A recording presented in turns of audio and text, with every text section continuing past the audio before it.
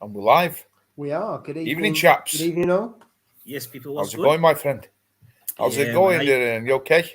Yeah, I'm good, Thanks man. for How you joining. guys doing? Yeah, brilliant, mate. Thanks for joining us at such late notice, mate. I really appreciate you stepping up and joining us. Yeah, I really appreciate that, mate. No, really appreciate it. And all the people love you on the channel as well, mate. So obviously that's why we get you on anyway. Absolutely. So yeah, really appreciate it, mate. To be loved. So Jay sends his apologies because he won Tank of the Week last week on the Prestige Reef Dork show, and I think he's had to lie down for a few days because he doesn't win much.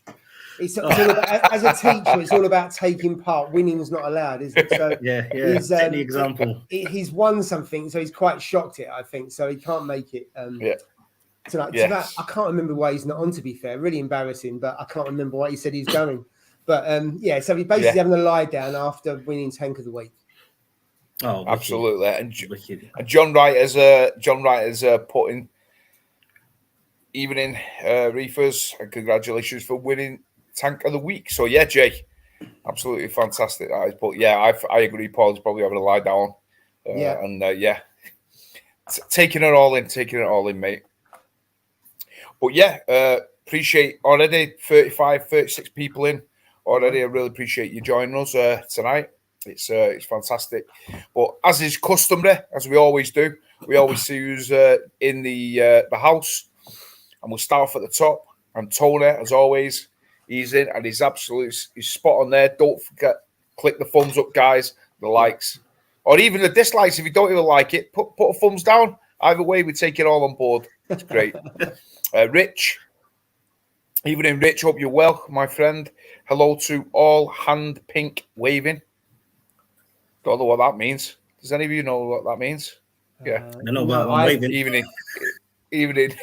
I tell you what. So on the actual YouTube stream, you've got a massive pink hand. Was on StreamYard. You just have a description.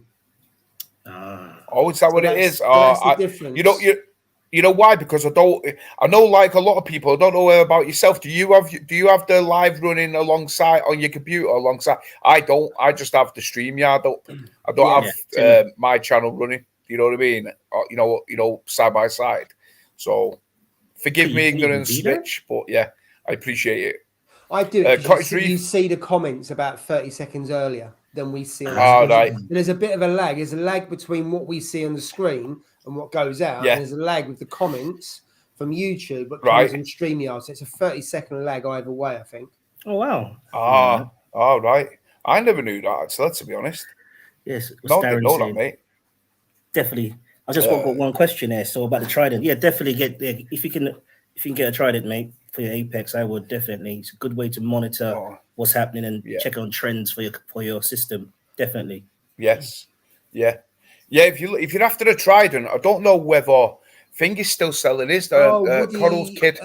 Coral Kid. The Coral Kid. He was selling one, wasn't it? Yeah, he was selling one. Coral Kid, also Woody. Woody had a Trident. I don't know if he got rid of his Trident, but Woody was selling a Trident. I don't know if he'll come into. Oh, Woody's here. Hi, Woody. Are you still selling your Trident? Because you were selling a Trident, weren't you, a while back? Right. Maybe it might be, mate. Well, I know. What's he called? The Coral Kid, the one who shut his large tank down. He shut his tank down and put just a nano, didn't he? Yeah, he was definitely selling one because I was going to buy it, and then I thought about it to myself, and I thought, do I really need it? Because the really main one I really test is alkalinity. To be honest, that's the main one I always test for, which I think is very important, obviously. But and the magnesium and the calcium, they should fall into line with it. So I don't really tend to test them as much as obviously the alkalinity. But I mean, if you can get one, you get it for a good. He was selling this. I think he was selling this for about £500, and it's not even. It's not even been out the box. It's brand spanking new. Really? Oh God! Wow. It's brand spanking new, mate. It's not been out. He not opened it because he was going to get the Apex. So he bought that, and then he was going to get the Apex, and then it changed in it. So he shut his tank down. So he's been left with it, brand spanking new in the plastic wrapper and everything. So go check him out on Instagram and give him a message. You might still have it. Yeah, that's Second Reef, evening, mate. Absolutely, mate. MK Reefer, how's it going, my friend? MB Reefing, evening people. I see there might be a guest. My friend Lilian is the guest, right? Obviously, I put that down on the chat title because Paul hit me up and he said to me, "Oh, I've messaged Lilian," because obviously Paul had Lilian's number, and I was like, "Oh, right." And then I messaged you, didn't I, Paul, saying, "Is he coming on?" I don't know. And then obviously put it out. So yeah, fantastic. Howard, evening, Howard. Blackpool, as always. Simple Reef Life, evening. UKM 120. Darren, evening, Darren. How's it going? Rich Matty, we will come on to this, my friend. It's going to be a bit of a. We'll talk about this later on. Drip it, as always. Well, evening, you filthy animals. I don't know who's referring to. They might be referring to you, Nilian. You never know. Yeah, he won't be talking about us. Reef 216, evening, my friend. PJ Goblin. Hayler, evening, Hayler. Connor. Marek P, evening, Marek. Cornish Reefer. The zoo is back in the house. I believe he's off today. I'm sure he's off the zoo. So I'm sure is he in bed if he's not in the cab with the telly at the end? Yeah. Comment below. Critical Reef, evening, mate. Connell Essential, evening, Phil. Hope you're well, my friend. I've got questions, Phil. Yeah, questions for Phil. Do you say? Yeah, definitely have questions for Phil because I started the year power, so learns me like this, eh? We'll come on to that, my friend. Absolutely, no problem. Mersey Reef, evening, Mersey Reef. Is that a new subscriber? Is that a new one? I don't recognise the name. Don't recognise that. No, the logo. No. Comment below if you're new to it. Yeah. Zoas, yeah. It's like Zoas, isn't it? Yes. Johnny Pooh, evening, Johnny. Woody, evening, Woody. Hope you're well, my friend. Smoke and Kippers. How's that lionfish doing? We'll come on to that, my friend. Eating everything. He's eating the prawns, mate. The frozen prawns that I'm giving him. So he's doing well, but a bit boring, to be honest. They only come out at night time, so yeah. Not the best, I suppose, if you want it on a show. Lilian, Trident worth purchase. Got myself an Apex, absolutely. Adam, evening, Adam. I'm seeing, hopefully, I've got you all in. Oh, Haley F, evening, Haley. David Turner, evening, David. I'll come back to you on this question. Don't forgive me. I'm not gonna ignore these questions. I'm just saying hello to everybody. Trundle's Reef, evening, Trundle. Scott Parker, evening, Scott. Congratulations, my friend. Hope congratulations. I've just seen your WhatsApp message. Congratulations to you and your partner. Absolutely, mate. Absolutely, yeah. Massive congratulations, mate. And been watching ages, but don't always make it live. Right. So you go check us out. Fantastic. Appreciate you following. Exotic Shark, evening, Exotic Shark. And let me have a look. The zoo, yeah, had to nip out there. What did me and my brown? It's 4525. What does that mean?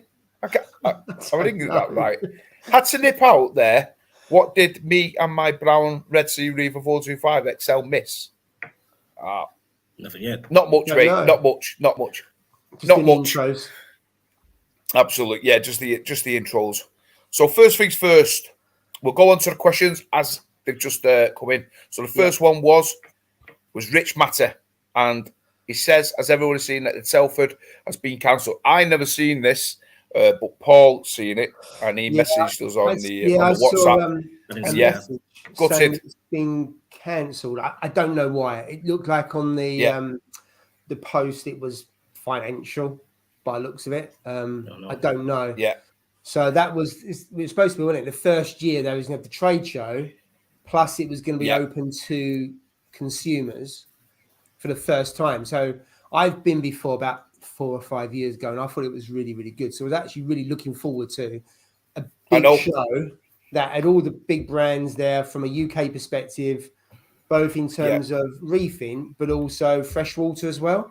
So I've got a freshwater. Well, Jill, my wife's got a freshwater tank. I had it longer than I have been reefing. So I do like, I haven't got a planting tag, but I do like freshwater as well. So I've got to say, I'm really disappointed that it's been cancelled. And also I'm scratching my head a little bit because you're talking about the industry. Yeah. I know. What is the industry doing for the hobby? And I don't think it does much. If you look at it now, if it's financial, then make it a smaller show, and that's easy for me to say, right? But I've been there before. It's a really big place in Telford, really expensive, and I'm sitting in thinking, well, is it they can't draw in other vendors because vendors haven't got the money because they have to pay for their pitch, and then they spend quite a lot of money on the design and putting on the good show and blah blah blah. So why don't you just take it to a smaller venue, downsize the scale of it, you bring consumers in, they pay a fee, bloody blah. It's easy for me to say, but then you think, well, if you look at 2023, outside of where LFS like Crackner and Radical and that, there's nothing. So it's embarrassing that the show that I'm putting on in 2 weeks' time is the only show this year. Yeah. Unless I've missed anything. Basically, for a reefing hobby, I think that's, excuse my French, really poor. Yeah. For an industry. I know it's a niche. I know it's niche, isn't it? And people going through tough times, I get that. But I don't think there's any excuse for the industry not putting something on. Yeah, but there is still reefers out there like ourselves, mate. We're still there. We're still in this hobby. You know what I mean? And you want to see it continue to grow. Yeah. Granted, like you said, we're all going through hard times. You know what I mean? It's tough out there for everybody. People are shutting tanks down, and it's not a crisis point. But I mean, I know a fair few people who have shut the tanks down, but they've still got a tank. They've gone to nano tanks. They've gone to smaller tanks. They've sold a lot of the stuff, but they've still got a tank. And I think those sort of people definitely would attend a place like that, mate. Like exactly like you said, mate. You know what I mean? And it is such a shame that because I was so looking forward to. I actually booked the days off, and I managed to get them off. Same here, man. I booked them off. So now I'm gutted now, mate. You know what I mean? So it's like, well, something you was looking forward to go in and do it and seeing, such a big place. Yeah, like you said. Now it's like, is it going to be on next year? You know what I mean? I think they do it every other year. They do it every other year. So does that mean so it's going to be 2 years? So would that mean there's nothing in 23 and the next one is 25? Now, putting in perspective, that's why I've got a beer because I'm really relieved. We sold 100 tickets for the show that's going on in 2 weeks' time. I know, and that was the objective. So with 2 weeks to go, sold 100 tickets. Hence why I think Drippy's putting, oh my God, Paul's on the beer. It's a one-off. I know, drink that much. And so little old me, who no one really knows, has put on a show, or hopefully going to put on a show that sold 100 tickets. Yet you're talking about the industry, if they promote it, couldn't sell a few hundred tickets that pulls people in, that helps then fund the setting up of a show. Absolutely. There's got to be something. There's got to be something else other than cost, mate. There's got to be. There's got to be some underlying issue there. Yeah. Why they've not? I can't see that they can't sell 200, 250, 300 tickets. I just don't believe that. And at least no it's chance, in a better mate. location. No chance. Telford's in the centre of country, so therefore you've got more chance of people coming from all over from where that is. It's in a much better location for the rest of the country than Essex. Yeah. So the location's absolutely better. Now, I know there's John and there's other people, and are in the chat, and they'd love to go to a show. I don't know if they go to Telford, but I know it's a long way for a lot of people to travel down. But I just I can't believe that the industry does zip. I know. Other than take our money. And that sounds really harsh. And I might get some people messaging me from the industry if they're watching. But if you look at it, they take our money. What are they giving back to hobbyists? Yeah. New products, what's to pay for? What is Red Sea doing? What does DD do? What do all those guys do to give back to hobbyists to help fund potentially an event for people to go to? Yeah, I know. Yeah, but a lot of the clients I speak to for my job and that, they kind of like they're in that comfort zone post-COVID where they're so comfortable at their home. The media they don't want to venture out. So when there's like events and I'll catch it on Facebook or I'll catch a YouTube highlight. So I don't know if that played a part in it, why people didn't want to attend.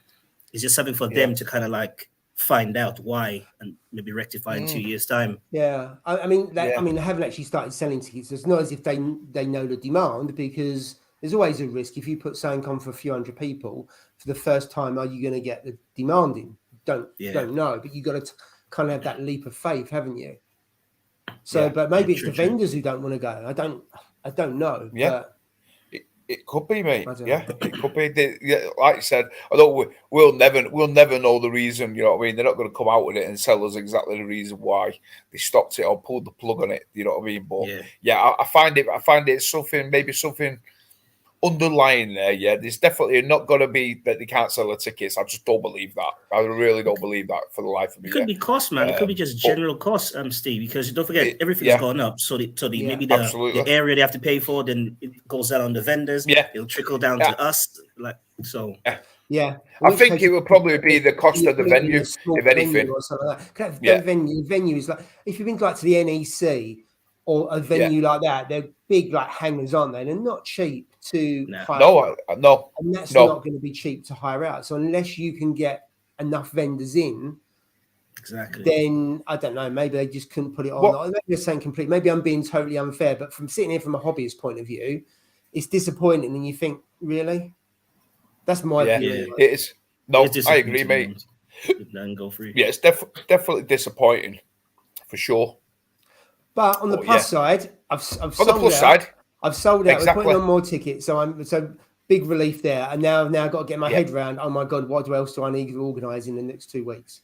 So that's what my job is for the weekend. Sorting out all the stuff that I need to do. I'm looking forward to it. I'm really looking forward to it, man. Yeah, and I apologize to anyone. Fantastic. Yeah, my tag's quite young. I don't have any frags to swap yet, so I do apologize in advance. Hey, no, it's fantastic. You've done really, really good there. You've done. I don't think I could do that. I could do that. I just couldn't do it. It's not a case of like I wouldn't want to do it. It's just a case of I couldn't. I've just not got that mindset, to be able to do something like that. Like to stay focused. To get it, everything, like you said, the logistics, organising a venue, getting it, it would just be a nightmare for me. I could never do it. Not that, like I said, I wouldn't want to, but it's just, it would just be too. I mean, we're at the perfect thing, Gus, because we're right in the centre, aren't we? You know what I mean? For people to come, Manchester and stuff. But it's just you've done fantastic, mate, and well chuffed that you've sold them all, for sure. Yeah, so it's going to be a great event. I can't wait, mate. I'm still selling a few tickets, but in terms of my objective to hit 100, I've done that, and there's just a few more on top. And I mean, someone said to me before, "Can you not organise saying, Birmingham or further up?" I've been to the hall about 7 or 8 times, and I couldn't do that logistically because it's 30 minutes away from me, which is no big deal. There's no way I'm going to get in the car and go 2 hours, 3 hours. Journey just to go and see the hall, because I think, I need to go and do that. What does that look like? So I go in there, take measure. Can I get all the vendors in there? Where's the table? Where's this going to go? Blah, blah, blah. The venue said, you can't do so-and-so the other day. So I've had to go to the hall and say, right, okay, how can I redig this so I can do what I need to do? And I couldn't do that from a distance. Otherwise, if it was easy logistically, I probably could take it around the country, but logistically it'd just be a nightmare for me. So it's probably not going to go anywhere other than Essex, I would say. But, I agree, mate. I agree. Are you going to immortalize it and have a live stream going whilst the event? No, I tell you the reason why. The one downside of the venue, the Wi-Fi is okay-ish, but we know and hear, how many times did I used to have Mackie D Wi-Fi? To do live streams, you really do need an Ethernet cable. And I looked, and where their router is about 40 meters away. So I'm thinking, I had looked and said, well, actually, could I get a cable running 40 meters? And the answer is not very easily. So for this one, no, I'd love to be able to do a live stream from there, have an Ethernet, have people come in from around the world on the screen now, where you could have guests. Some events, they ship people around the world. I wouldn't do that because, one, I wouldn't pay for them to go around the world because usually they get paid for. And secondly, you still got the carbon footprint. You're shipping, someone's going on a plane and just to come and talk. So I'd love to do that, whereby the people in the hall actually get to listen to some some experts from around the world and then have a Q&A on that. I can't do that for this one, but in the future, if I ever went to a different horse, I'd look to say, right, could you get an Ethernet cable connection to the big screen, and then you can kind of then bring people in on a live stream, just for the people that are in the hall, and then you could record it and stuff like that. But that's something for the future. But no, there'll be no live stream there, because there's nothing worse than when you're watching a live stream and it just kind of cuts all the time, which is what used to happen when we first started this, didn't there? And I didn't have an Ethernet cable, and it was a bit crappy. Yeah, but you live and learn. So I'd love to do that, but I would not rely on anyone else's Wi-Fi. I even looked around. Could you buy in a signal? What kind of kit you get? But to do that kind of mobile stuff, a really strong signal, the kit you have to buy is quite expensive. It can be done by using 5G and GPS and other stuff like that, but it's not big enough to justify the cost of buying the kit. Yeah. So I looked at that as well. It will be in 2 or 3 years, my mate, when there's like 1,000 people and all that. Let's get this one out of the way. We'll hire a Telford out. We'll hire it out, mate. Yeah, dead right. 1,000 people, absolutely, mate. That's where it's going to go. That's where it's going to go. But Lillian, coming on to you, my friend. You wanted to ask Phil some questions, didn't you? So Phil. Phil. So basically, I've just started using the Power Grow from you guys, and I do it at night. But I need to find out whether I can start dosing. I do 1 drop at night, by the way. Whether I can start dosing the amino acids as well during the day. And just to let you know, my nitrates are about 7 at the moment, and my PO4 is just sitting at 0.08 when I tested today. So it's within that kind of range. What's your advice? Should I? So Phil, if you are still in the house, comment below and let us know, and we'll come back to it.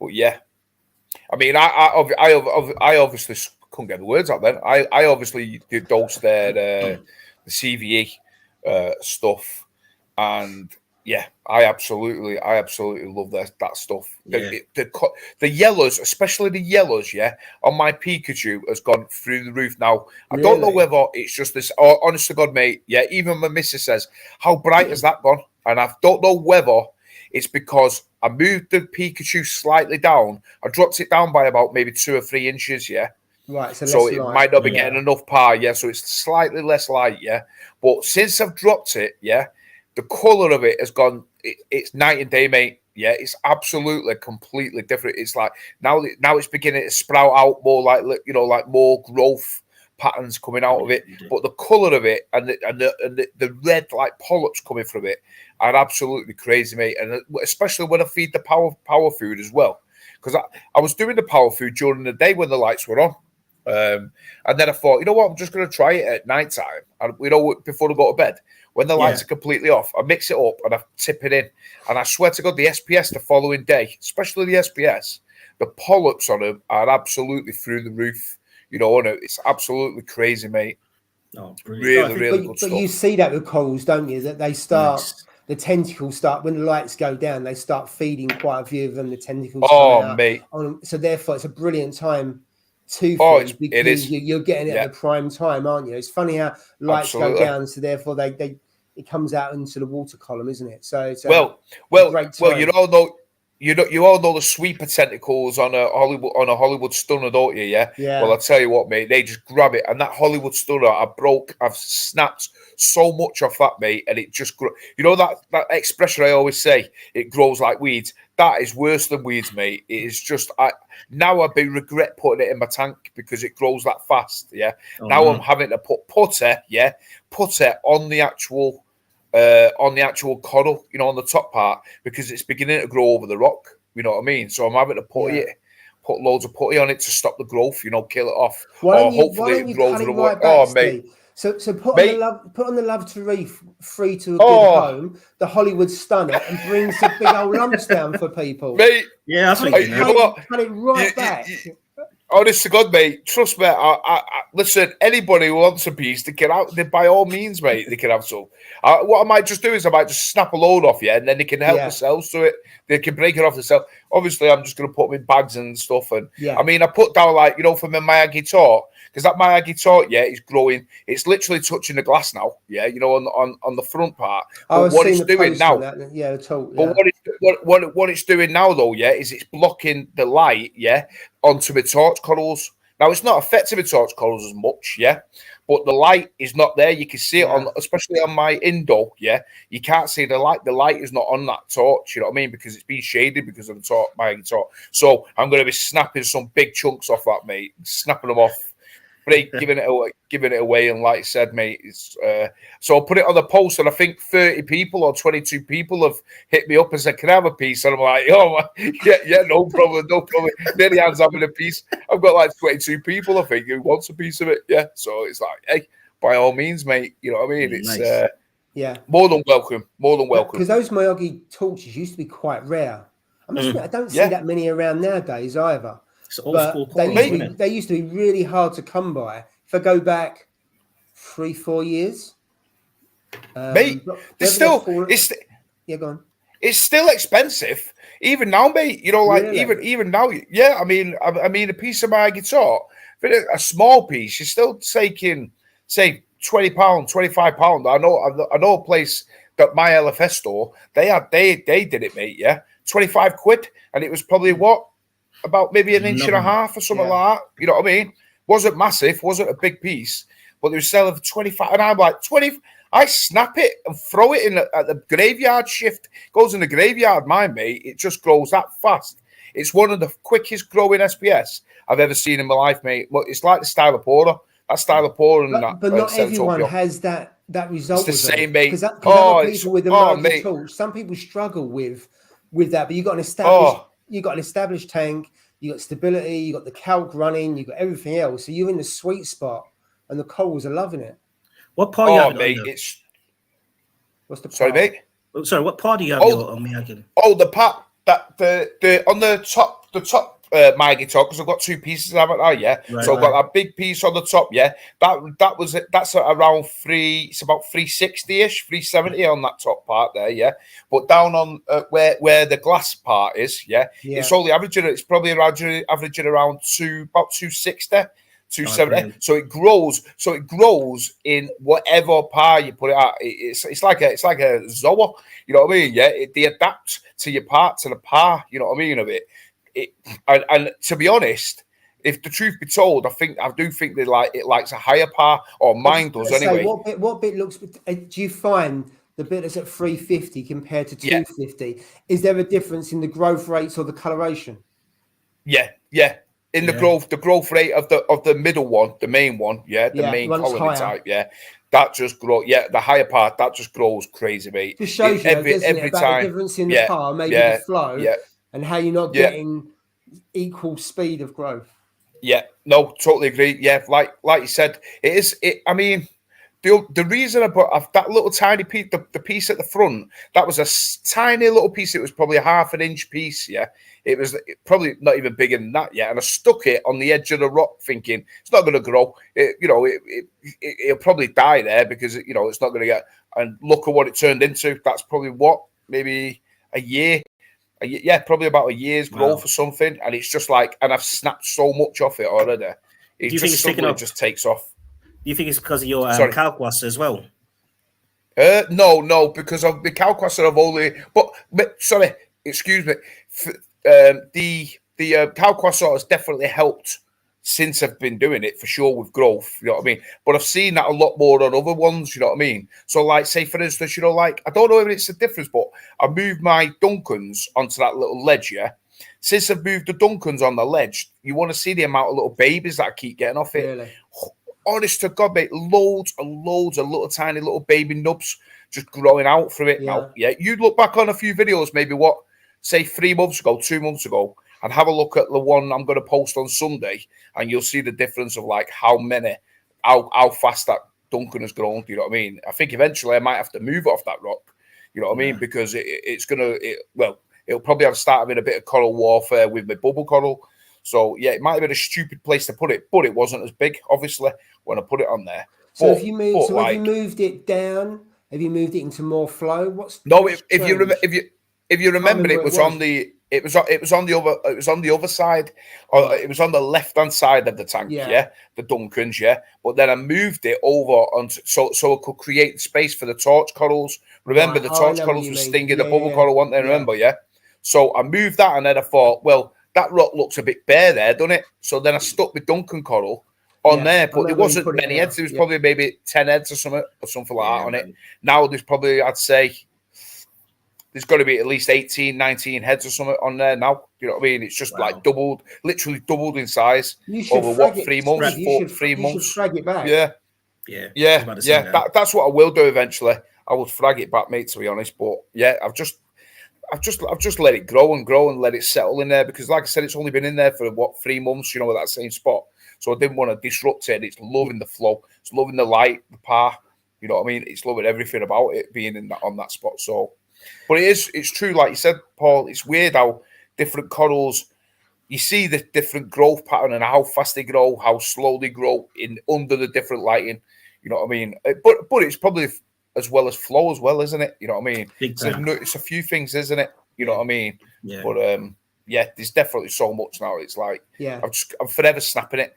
You know what I mean? Which is such a shame, but what I've read, I'm not an expert on SPS. I keep SPS, but not dominated tanks or anything like that. Flow seems to play a bigger part than lighting. You need the both, but if you've got good lighting and poor flow, you're probably not going to get the growth. But you can have lower lighting and better flow, and that seems to work on SPS, doesn't it? Taking the nutrients to it and cleaning it out, they seem to love them more.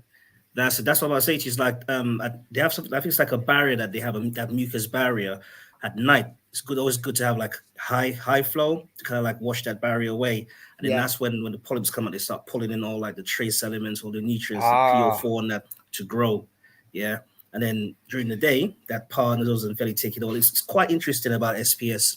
Yeah, quite interesting because Because I have my MP, my Vortex pumps, and just before the light, just after the lights go out, I do like the nutrient, the nutrient swell, the nutrient swell on them, where and I do like a blast, and it only probably, I think it's about 5 minutes or so, where it runs to about 60-70%. Both pumps, so I've got the MP40 in there.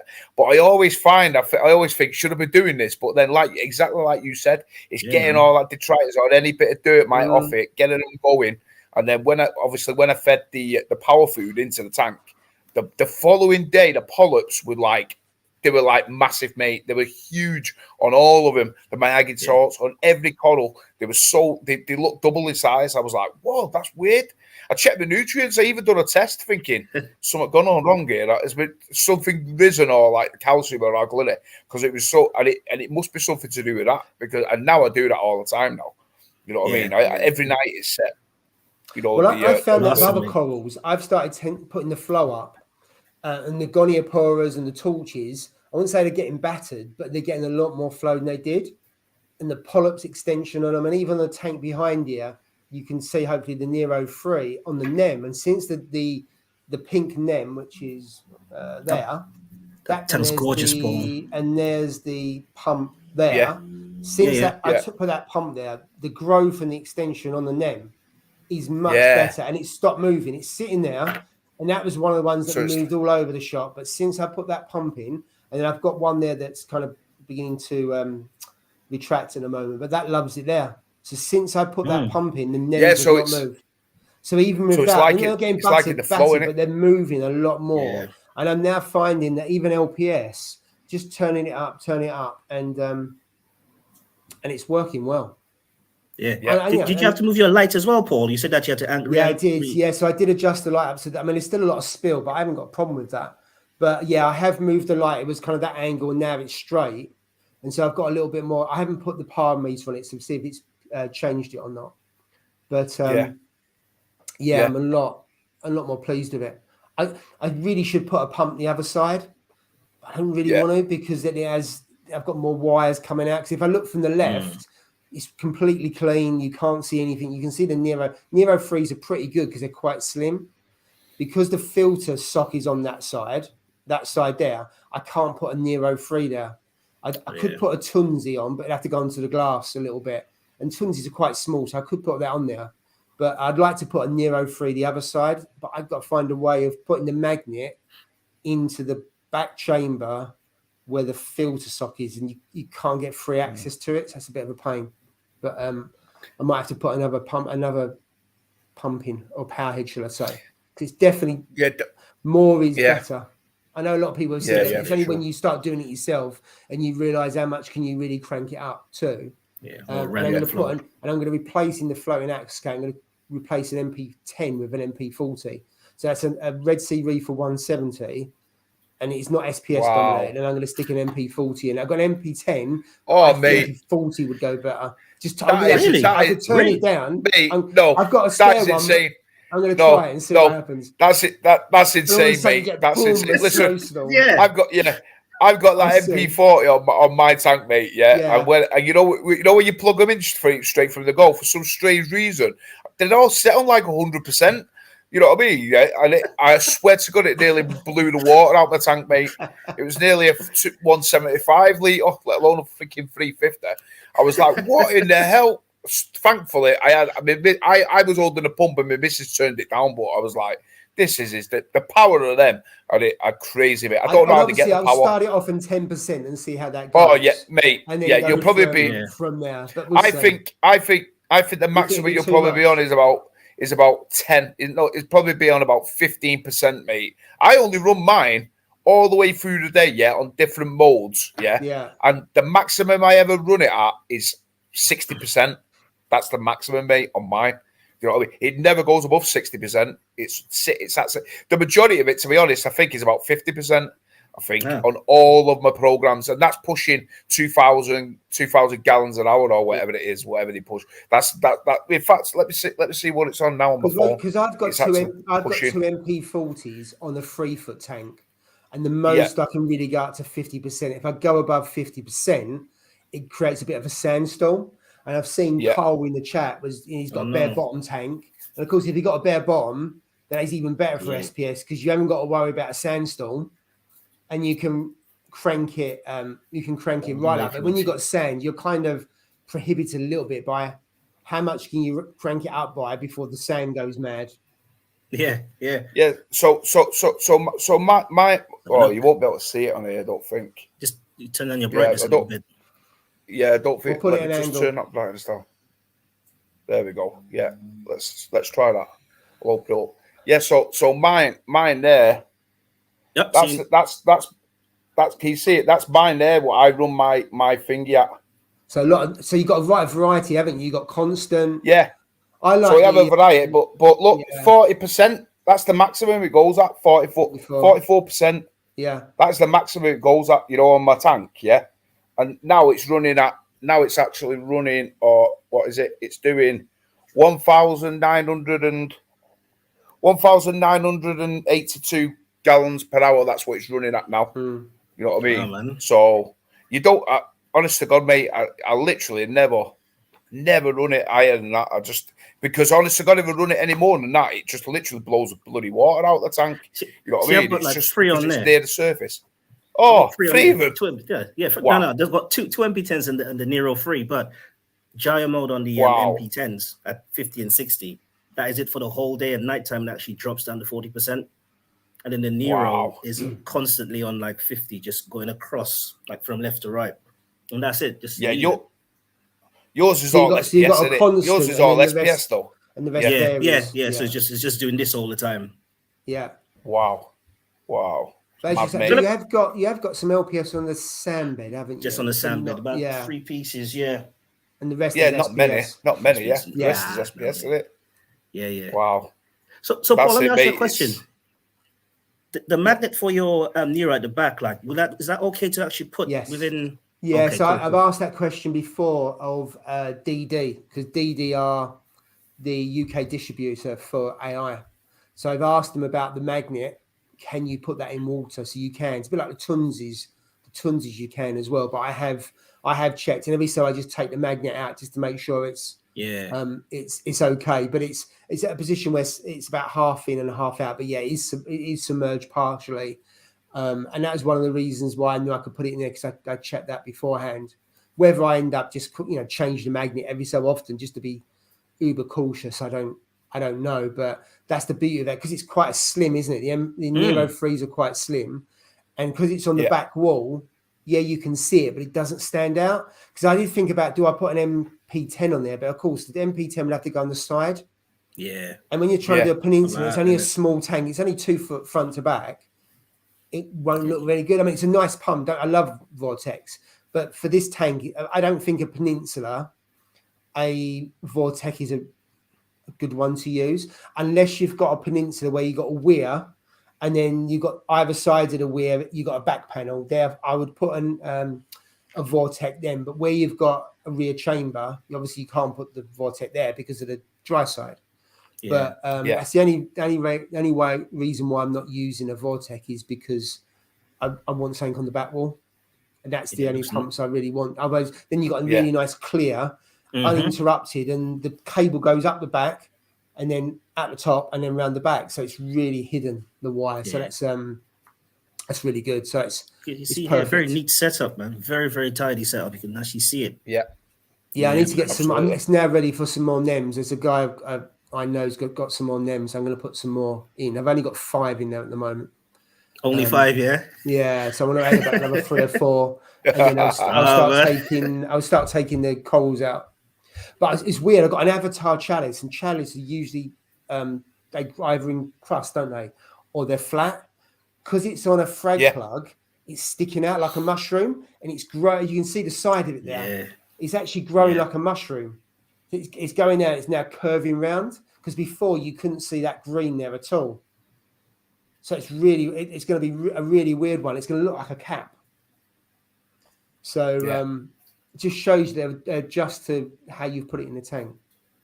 So I'm chuffed with that. I'm hoping the NEMs don't go over that side, because I like to keep the avatar in there. It's a lovely chalice, and it's growing really well, considering the tank's 8 months now. Wow, man. So I still got quite a bit of algae in the tank, but I'm not fussed because the Cherub Angel loves algae, and I've got an algae blenny. So as far as I'm concerned, they've got food 24/7, which to me that's nice and easy.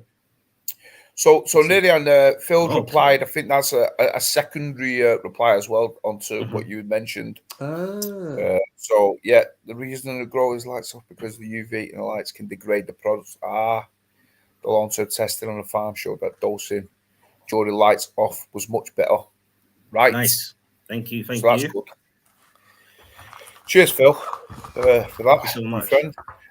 Scott just said, I'm trying to catch up to this because I'm about 20 minutes behind it on these things. 22 minutes behind, I think. But Scott was mentioning about Finest Fest. Yeah, I never managed to get over there, but he did say that the staff on the event was ace on the day. Coral Compass as a wholesale as a wholesaler are literally second to none. Yeah, I mean, Coral Compass, I dealt with them a few times when they had issues and stuff. I think it's the guy. I'm sure the guy was called. It's Tony. Is it Phil? Tony, that's it. Yeah, Coral Compass love to reef in 2 weeks. Yeah, and fingers crossed. Hopefully, the the tester, the one that's not the reef factory one. That's the one. Hopefully, they're going to bring one along to the show. Oh, nice. Yes. So I've got to check with him because I don't think they're out yet, and I don't think they're going to be out. They're not out. He said he might have one, and if he, I need to check in because if he has, then he'll be able to bring it along. But I'll let you know. But I'm hoping. Yeah, that'll be fun. That'll be fantastic. That'll be the UK debut of it, unless one of those was at Finest Fest last week, which I'm not too sure. Yeah. But yeah, absolutely, mate. Let's see. Debating on exotic shark, but got a tank move next month, so not sure to risk it. I'm not caught up on that one, so I've obviously missed something. You probably need to go back towards. Are you going back towards the top? Yeah. I see where you are. Yeah.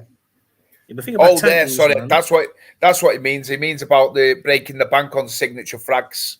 So yeah, it's putting out another. Did he say he had 2,500 frags or something that's ready for sale or something like that? Oh really? I seen it on. I'm sure it was on Instagram. When is the update? Because usually Jay gets all excited. It's Friday, isn't it? Is it? I don't know if it's today or not. I don't know.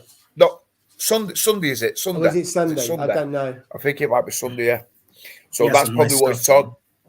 Yeah, that's probably what he's talking about, to be honest. And I've got to say, with Signature Frags, stuff. I went there just after Christmas. Yeah, you did. There, and the frags look like the pictures, because I've seen some posts, people saying, no, they don't look like that, blah blah blah.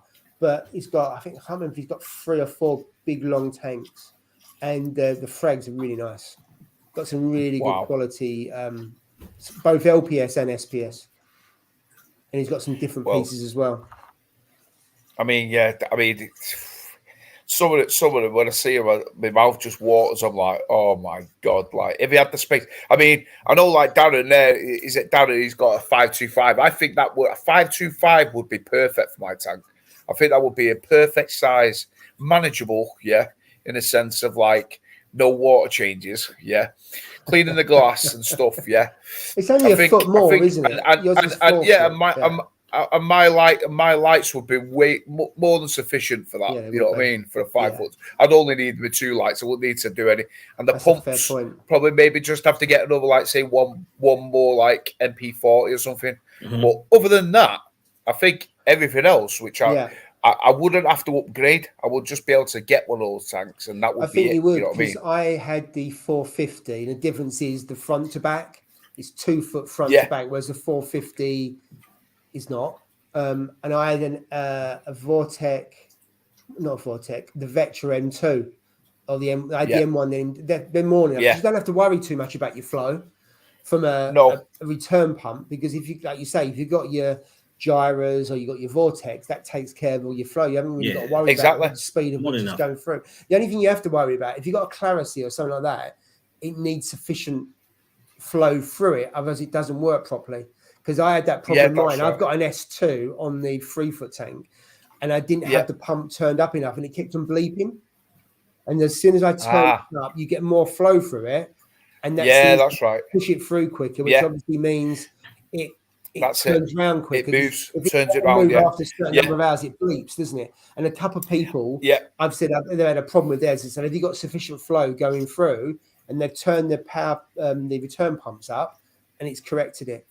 I can't remember what you need. Or another one is, like, if you have the gate valve open too much, because I had less. I had like, you know, like, not a lot of nutrients in the tank, so I was trying to raise them up and stuff. So I thought, well, I'm just gonna let a bit of the skimmer cup, you know, a bit of the slurry out of the cup, into the tank. Let it go, but recycle sort of thing, And then I opened the valve on it, and then the next minute, you know, it's like you said, the alarm going off and the alarm, and then I researched it, and then exactly like you said, if it doesn't move, if it doesn't turn over a certain amount of time, it sends the alarm off. It bleeps the alarm, and that's that was another thing.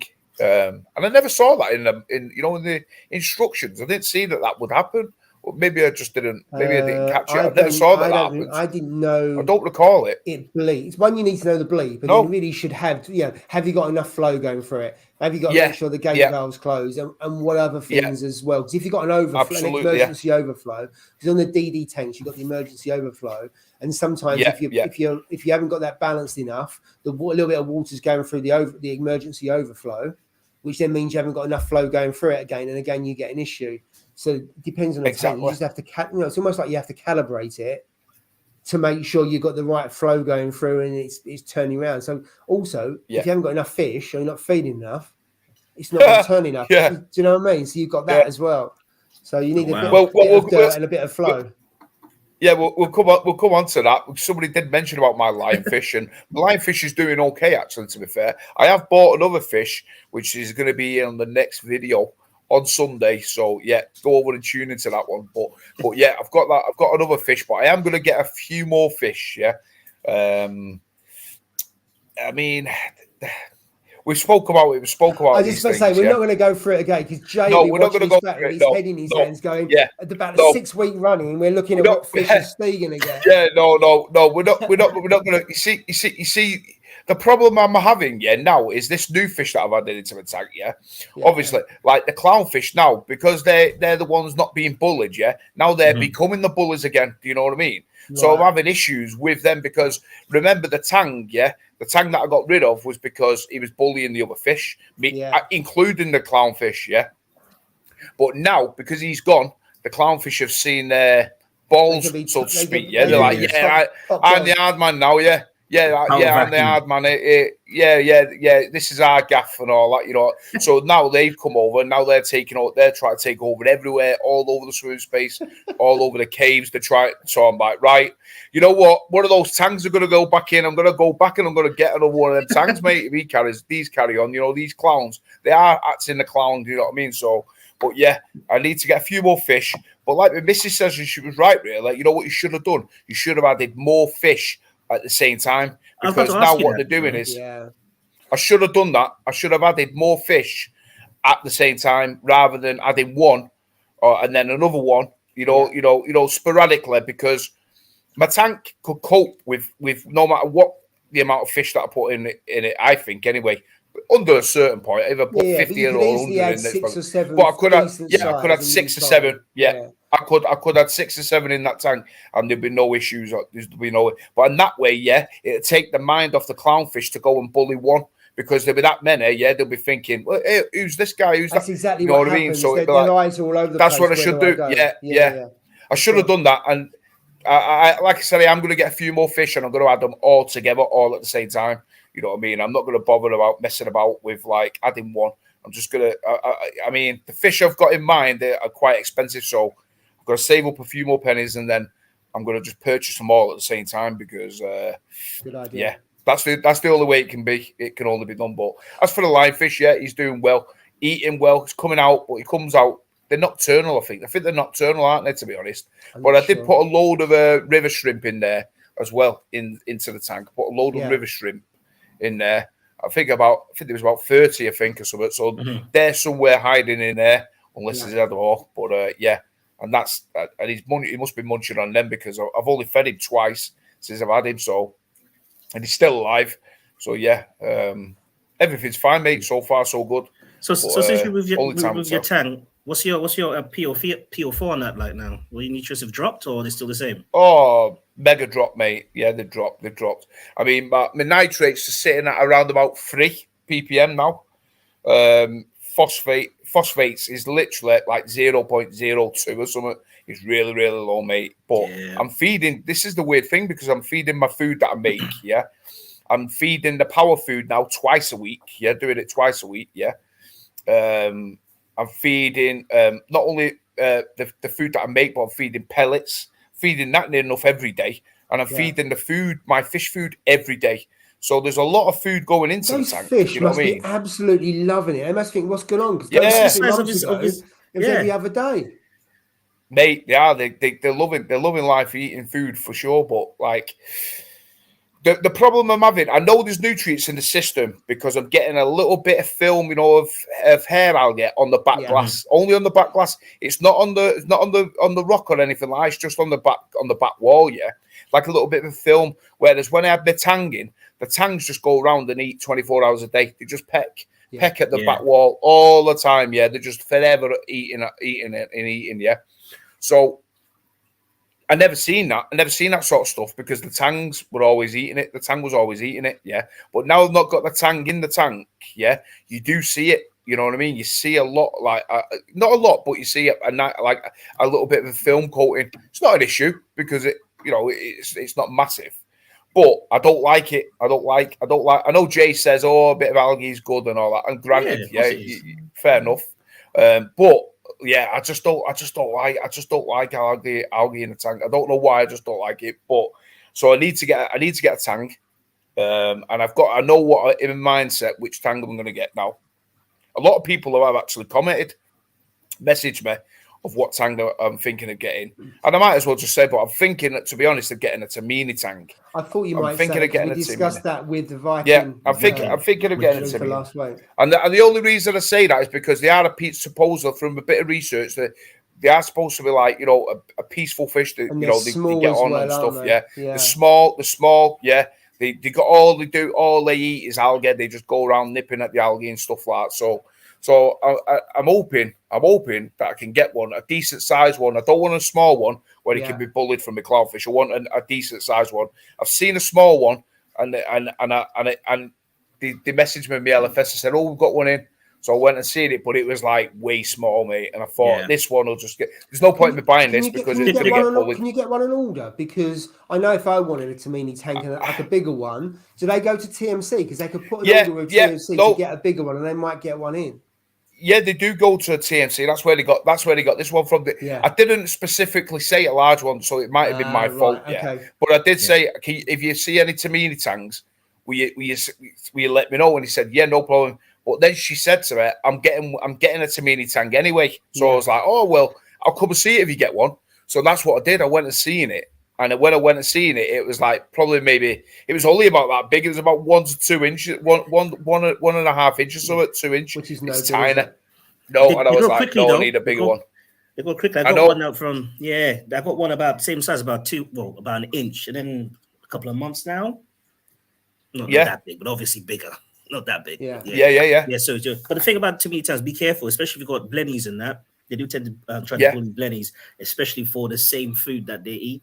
Now, I was watching the latest BRS video with the gentleman from Tropic Marin. He was talking about like that pulse kind of feeding for the corals, where the tangs, because they have dodgy digestive systems, they don't process the food, but they process enough phosphorus and nitrogen for corals. So when you take away a tang from a system, you'll find that your nutrients will drop. Yeah, it's quite interesting. That is a massive. That's straight from the start, mate. That I noticed that straight away. Yeah. I told you, didn't I, Paul? Remember when I said to you, well, when I took these, because remember, my other fish died, didn't they? So I lost like 3 fish basically, didn't I? Because the 2 chromas died, and I was like, what in the hell? There's something wrong with my water here. But it wasn't. It was the clown. It was the tang bullying the fish. That's what it was. And I think it just stressed them out. And in the end, they just gave up. Do you know what I mean? And then when I removed the tang, that was it, mate. The nutrients, I just seeing them going lower and lower and lower, because it was just like you said, 3 fish. And you see my chromas, didn't you, Paul? Huge chromas, yeah. They're big pumas as well as the tangs. And I was like, holy. And so obviously a loss of that nutrients that come out of them, that was all gone. So obviously I was like, whoa. And then it just plummeted. And to be honest, I've not really got back on track with it. You know what I mean? Because obviously I've not added the fish. So it is my fault in a way, because I should have just added some more fish at the same time at the right time. You know what I mean? But I'm just taking the time because I don't want to keep on catching them, mate, and stressing them out. Because I hate that. You know, when I'm having to catch, fish and all that, putting them in, I think you just stress them out. And I'm over. I hate to see anything die. You know what I mean? And stuff, and stress out and things. So that's why I've been taking my time to make sure that I had the right things. Something that I think that the coral, that the clownfish will get on with. Do you know what I mean? And obviously, fish that won't eat the coral. Do you know what I mean? So it's a tricky one. It's a tricky one. It's something you don't think of as much, or I haven't thought of much. You know what I mean? But something you definitely need to when you're buying corals and you're adding other fish into the tank. You know, you need to know when to add them. Now I do know that you need to add the Tamini tank, one of the last fish. Because I do believe, well, that they're tangs and also damsels. You got the aggressive fish, put them in last because someone else is in their territory. Whereas you put them in earlier, absolutely, new fish then go into the territory, and that's when you start getting problems because a lot of fish are territorial. There's not many that probably isn't. There will be obviously some, but a lot of the fish are. Even some of the wrasse I've had have been quite territorial. Yeah, exactly. Phil said the coral food up to date is the fastest selling product we have produced. Well, you know what? I can see why, mate. I mean, like you said, I know I speak about it. I speak about it highly. And to be honest, and I've said it to Phil, on the phone and stuff, and said, listen, something doesn't work. And you know me, Paul, as well, something doesn't work. I'm the first one to say it, I've said it about many things. Said it about the KH keeper. I'm not, you know what I mean? I'm not affiliated by him. I don't get paid by him. I say it. I just say it as it is. You know what I mean? But this stuff, not only do the corals absolutely love it, they absolutely love it, it doesn't put any nutrients in your system. So whereas like the other stuff that you used to put in, the reefroids, which bear in mind, I absolutely love. I did love, but it raised your phosphates. Yeah, it does. And the corals love it. Yeah. But phosphates just went through the roof. You could overdose with that stuff. The reefroids, definitely. It could send your phosphates crazy. You only need a little bit in a cup, don't you? It was a little bit, mate. A little bit. Sure, it's really potent. No. But this one, like I said, I had 2 or 3 times a week this stuff. Yeah. And I can't even get my nutrients up. You know what I mean? So it's like, what the hell? Like, it just goes to show that the stuff that they're putting in definitely works. You know what I mean? And the corals, like I said, absolutely love it. So, but like I said, I broadcast it, and then I obviously, spot feed it as well. Every other time, and it definitely helps, mate. The scholars absolutely love that stuff. But yeah. But anyway, I've just noticed these super chat things. What the hell's this? You got Have you seen it? You got stickers, haven't you? Yeah, super chat from Reef. I've only just noticed this because I'm miles behind. I'm at 20. I'm half an hour late behind. You are, yeah. Reef and Critical Reef. Wow, what the hell, guys? I didn't even know. But Steve getting him in there. that, lads. You getting him in I then? appreciate that. Hey, I appreciate that, mate. I appreciate it, guys. You don't have to do that. You don't have to do that. Trust me. Darren, amazing. Is put. I'm going to go back on a few of these things because I'm miles behind. He said he paid £15 for a frag at Swallows. Oh, so he's talking about the Maggie tart, innit? Yeah. Wow. He's talking about the Maggie tart. Yeah, 15 quid, mate. Exactly. The only thing I find with Maggie tart, yeah, is if you trim it back, yeah, because it grows in a weird pattern. Yeah, it grows a crazy pattern, branches and everything. Yeah, sometimes it curls up on itself. It curls like a tree. The branches. Yeah, and what it does is it stops the light. Then penetrating to the center because the center part is where the green is. Yeah. It's where the green is. You know the green. Yeah. Oh, right. So I've been snapping when it starts to curl up. I've been snapping the tips off them. Yeah, and now on the main one you can see a really bright green center, that grows with it. Where it's getting different flow, you mean? Right. Where it's getting flow and the different light, you know what I mean? Yeah. Whereas on the one at the front, it's getting the light, but it's just they're all overlapping each other, so you can see tinges of green, but the majority of it is like more like the purplish sort of color. Do you know what I mean? But when you put it in your tank, 100% you put it in your tank, the green will come back because nothing's going to be shading it. You know what I mean? Yeah. And it's just a crazy growth that happens. With it, it's mad how the coral reacts to different lighting and different. As soon as you change it, I found with some of the bigger colonies on the SPS that if they were too thick, you'd find the centers would start to die off. And that was one of the mistakes I made, that, you should really be trimming around just to kind of get some more flow through, which is one of the problems. It's no different to gardening, is it? That when things like grow up, the middle starts to die off because it's not getting enough light. Especially underneath as well. Yeah, absolutely. So it's kind of, how do you keep them trimmed so that you don't have that problem the centers dying off? I think it's exciting when people throw a massive frag session and just trim everything back. You're like, okay, let's start afresh and let's see what happens. I think it's a good thing. You should reset your tank every now and again.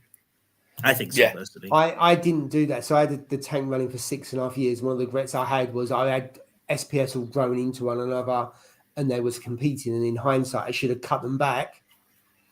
And so to your point, you trim them right back and then they grow up again and grow different shapes. So, certainly a lesson for the future. If I go SPS again, that making sure I trim them so they don't get too big.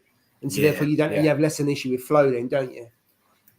And it balances the tank visually as well. Yeah, it does. Yeah, you're right. Because I had one SPS where the bottom was on the sand and the top was at the top of the tank. It was actually growing out of the tank.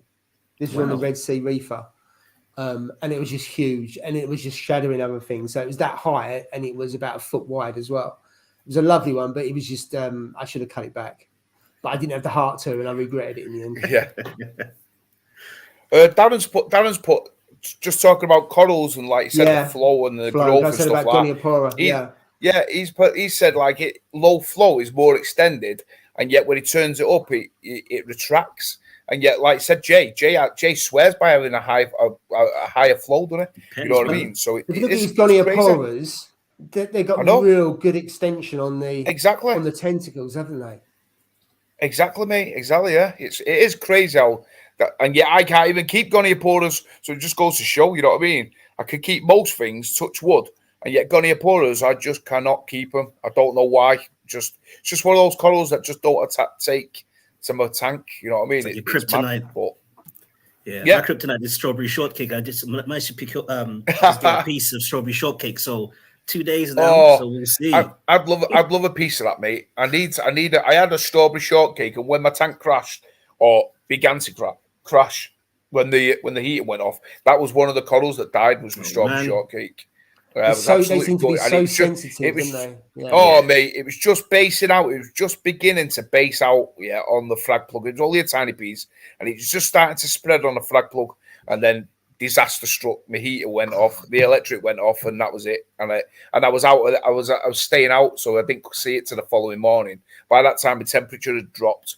Fish had died, and mate, it was a nightmare. But yeah, I keep saying. I said to the missus actually for a few weeks back. I said somebody posted a picture of a strawberry shortcake, and I went, "Oh, I need a piece of that." Do you remember it? And my missus said, "No, I don't remember it." And I was like, "I need a piece of that." But then she went, and then she says, "Where are you going to put it?" And I'm like, "Valid point. I will always find a place for a strawberry shortcake. Always, mate." So I think AAC have got strawberry shortcakes. Well, there might be a paying that place a visit. You'll be down in 2 weeks when I'm there.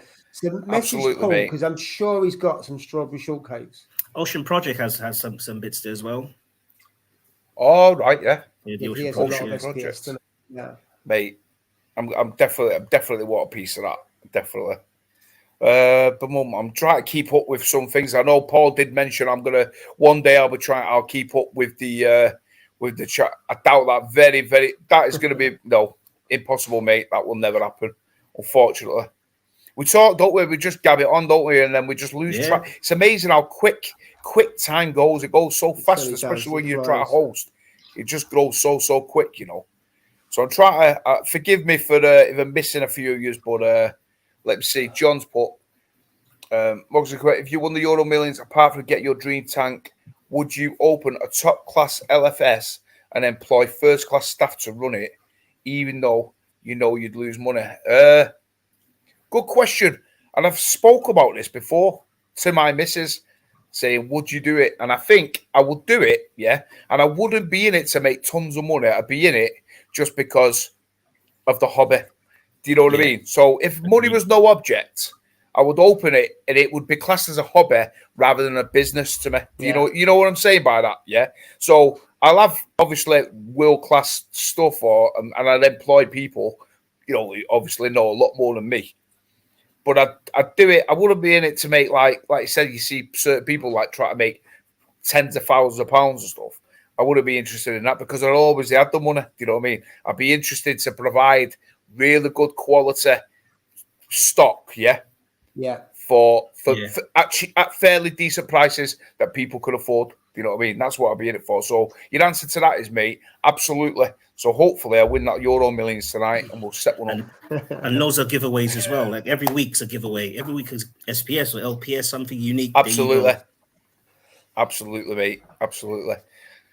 And Rich says, in August your nitrates were sky high. Exactly, mate. It's crazy. It's absolutely mad how things happen. And that's what goes to show, like things, just certain things that turn in your tank. Like I said, fish dying, fish getting evicted. You know what I mean? These sort of things, just little tweaks like that, just something you don't really think of. You know what I mean? Yeah, just could turn your tank to where now I'm struggling to get nutrients in my tank or as much nutrients that I need. You know what I mean? Yeah. I mean, the corals are not looking bad. It shows the importance, doesn't it? It shows the importance of the fish. It does. Especially when you think of all the corals that you've got and how much nutrients that's sucking up. You need those kind of tangs and those fish to be able to do it. If you didn't have anywhere near as many corals, it probably wouldn't be an issue. Because I found again when I was closing down the bigger tank, as I was taking colonies out, the nitrates were going up. The phosphate and nitrates were going up. Nothing, the fish was exactly the same. I was feeding exactly the same, but I was taking some big colonies out and the nitrates and phosphates went out. Exactly. They're sucking that up, aren't they? And it's a bit like when I moved 2 tangs out and I was doing no-pox, I cut the no-pox from 13 millilitres a day to 6 overnight because I had a vampire tang and a regal tang and they were really messy fish. And nutrients went down, they halved overnight. I didn't realise, I knew it would affect it, but not the extent that it would. So it's those kind of things. You do one thing, it has a domino effect. So careful with it. Yeah. See, have you tried NIOS Nitrate Plus and Phosphate Plus? No. People have said that to me. They've hit me up with that. Yeah, they have hit me up with that. So we talked about the only thing, yeah, we've talked about, and the only thing really nearly on yet is the one thing that I've always stuck to, well, tried to stick to, is trying not to add chemicals into my tank. Do you know what I mean? You do every day, Steve. No. Let's rephrase this. No, let's rephrase this. Calcium, alkalinity, and magnesium, mate, are essentials. Listen, they're essentials, mate. They're essentials. They're essentials. Yeah. But I'm saying, like, what I'm trying to say is, yeah, if I don't need to, you know what I mean. So remember, like you said, yeah. No, but like you said, I could go the natural way, can't I, doing that by adding more fish. It's just that I haven't added more fish. That's the difference. You know what I mean? Yeah. So once I add the more fish, the fish that I want, then I'm hoping, yeah, that the nutrients will go up, because the fish that I am going to be adding are going to be fairly big. So I'm hoping, yeah, that it'll rise it up. If it doesn't, yeah, then that is the way I will have to go, because I will have to go that way then in the end. Do you know what I mean? But it's like anything, you know, like if you get, like, say, bubble algae, a ton of bubble algae, you get hair algae everywhere, then you buy, what is it, Flux RX or whatever the stuff is that reflux, you use. People do that, don't they? You know what I mean? So because they struggle with it and they just can't get rid of it. That's what it boils down to, because it comes a nightmare. Do you know what I mean? Whereas, like, I tried hopefully that the tank doesn't get that bad. But if it does, then I would have to do it, and the only thing is, because I don't do water changes as well. So, you know, like when you dose that sort of stuff, you've got to do big water changes, aren't you? You know what I mean? Yeah. So it's like 30% they're saying it for the reflux. Yeah, for reflux. How much? So 30%. How much? 30%. Yeah, that'd be what in mine. He's not going to do it, is he? 90. That'd be 90 liters. That'd be 90 liters. Yeah, 90 liters, 100 liters, mate. Oh, mate. No. I hate doing 10%, let alone bloody 100%. No, mate, that couldn't happen. So going back, I try my best, but you know that nice Phos Plus. So I got Cyno in the Reefer 170, phosphate low, nitrates high, imbalance. So I started dosing. So I've never done that before, because water changes don't solve Cyno, because it just brings everything down, doesn't it? So I've been dosing that plus, and the Cyno is going, because the phosphate, I wanted to control the increase of the phosphate, and on the back it says you dose whatever it is and I've never done anything like that before. I've usually just let it burn out, but it's been sticking for a little bit on the sandbed, and now it's almost gone, and I haven't changed anything else. I'm doing water changes because the nitrates are too high, and I just they're 50, and I want to bring them down a little bit. But because I'm dosing that phosphate every so often, it's now going in balance, and the Cyno is beginning to go. So it's the nitrates are 50. Yeah. Skimmed over. Send me some of them over. Send me some of them over. Because I stopped doing water change, and I mean there's a little bit of algae on the back, but the corals are absolutely loving it. That's the important thing. We spoke about this. You need nutrients. Corals thrive off nutrients, mate.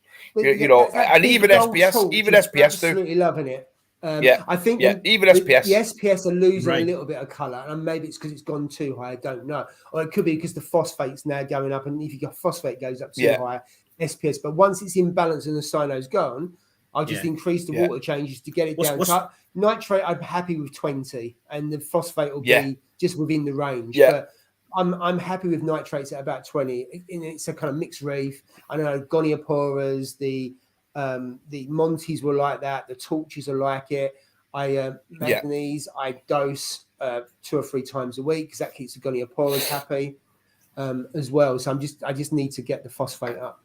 But what's your alk and your pH like, Paul? The pH is, because I've got a CO2 scrubber and I've put a pH probe, an Apex one. The swing is 8.1 to 8.2, so I'm okay with that. Yeah, man. And the CO2 just is in the garage as well, so you're not getting fresh air in. It's just cycling the air, but it's gone up by about 0.2% since I put the CO2 scrubber in, so that's really good. Alkalinity is usually about 8.4ish, which is the same as the salt. and I dose all for reef about 15 mil per day, and I know there's growth in it because I'm doing water changes. I don't have to increase the dosage because obviously I'm making water changes, so I'm replenishing the alkalinity and the magnesium and the calcium on that. So it's actually looking really good. It was just the cyno was growing too much on the sand bed because it's a floating aquascape. You can't hide it. You just get a whole lot of cyno, but it's almost gone now. So I'm quite pleased I've taken it. It's the first time I've tried that kind of approach, and it seems to have worked. I haven't changed anything else, so it must be down to that.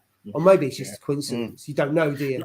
No, I think you're onto something there because I went on a little holiday, came back, but I was dosing what you call it, carbon. I was carbon dosing with the, so my nitrates went down to like 0.03. It was quite low. It's under 1, and then my PO4 there was nothing there, and cyano all over the sand bed. So I started dosing the nitrate and the phosphate as per the instructions. And over a couple of weeks, it just went. I had one coral that was just like white, just barely hanging on.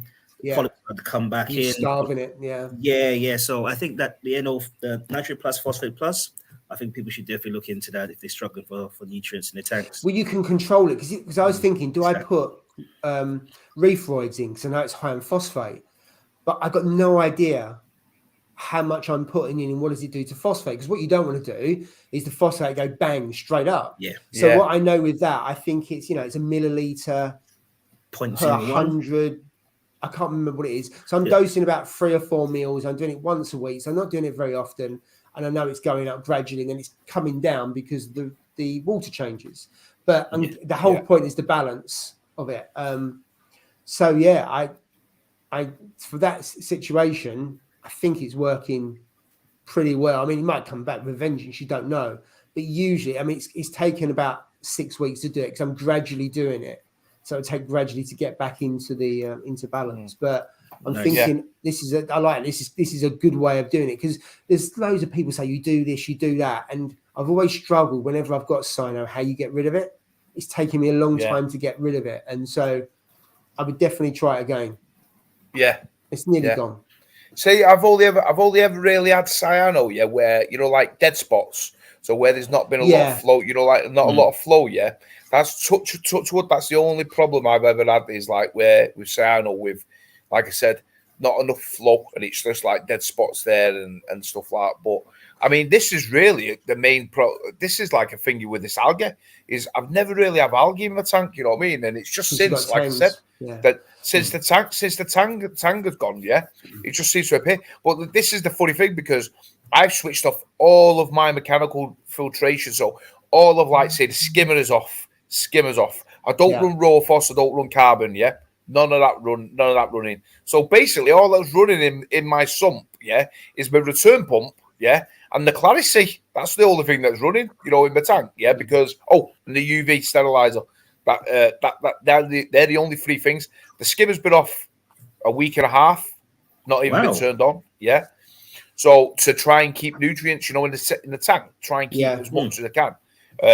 But there is nutrients in there because obviously the algae, the little bit of nutrients that is in it, the algae is sucking out in it. The algae is eating it, and that's what the problem is. You know what I mean? Because I've got nothing to eat the algae, the nutrients is all just going to keep on being sucked out. The algae is going to grow and grow and grow, and then you could get a big problem where you're going to have like big bushes of algae, which is not what I want. So it's just managing, try to manage it. You know what I mean? But we'll get there. Snails. I mean, like I said, well, this is it. I added 15 snails. But I see Jay's got them from Stella Marine, hasn't he? Before has he got the snail pack from Stella Marine? He has bought a snail pack from Stella Marine before. Yeah, hasn't he? And I know places like Radical every so often will get 3,000 or 4,000.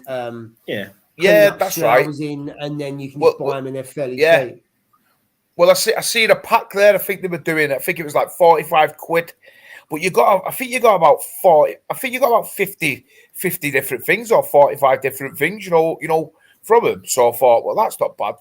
I think it was a £45 pack. I see. Right, that's decent. So I think I might actually get something like that. It was a different variety of snails. You know what I mean?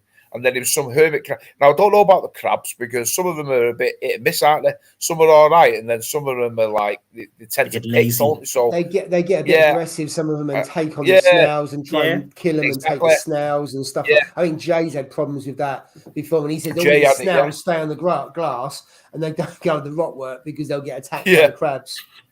Exactly. Yeah. So I don't know whether either to get that or whether to just get like a load of like Nazaria snails and trochus snails and stuff like those sort. A mixture of those ones, and just shove a load in like 40 of them or something. You know what I mean? That way they'll get all on that glass, they'll climb up the glass, and they'll go to town. Do you know what I mean? Because I was gonna thinking of getting a sea cucumber, but then I thought, well, with them things, once they eat it, you've got to get them removed and you've got to get them rehomed then because they're all their food is just algae in it. You know what I mean? So find them first. You've got to find a hole. Yeah, exactly. Yeah, you've got to find it, and then if it dies, oh mate, it can leach out toxins and all that. So I believe it really bad. You know what I mean? So yeah, we don't want that happening. So yeah, I think I'm gonna err on the side of caution and go for a load of snails. I think shove a load more in there. And by that time, I think I'll have about 50 snails in there at some point. You know what I mean? That'll be good. If they don't work, mate, if that doesn't work. Yeah, if that doesn't work, then we're in trouble. We're in trouble. What I did for my algae, I took the old hard bristle toothbrush, get some marigolds on, and I put my hands in the tank and just went to town, just scrubbing everything. And then I did a massive water change. Toothbrush works well. I find on the on the back, because sometimes if you get a lot of algae, the scraper doesn't work, does it? So I find toothbrush works quite, especially in the where you've got this sealant and you don't want to nick it. Use a toothbrush in those areas. I think comes up a treat because there's just in the corners, isn't there? You can't get in the corners with the scraper, but a toothbrush gets in there. Look at this DIY there. Nice little rod. Just work my way through it, man. Good idea. That I do use a toothbrush, but I don't attach it to acrylic rod like that. There you go. I'm going to do that. Yeah, you know the little pipette used to get the little spot feeding. That's what that is.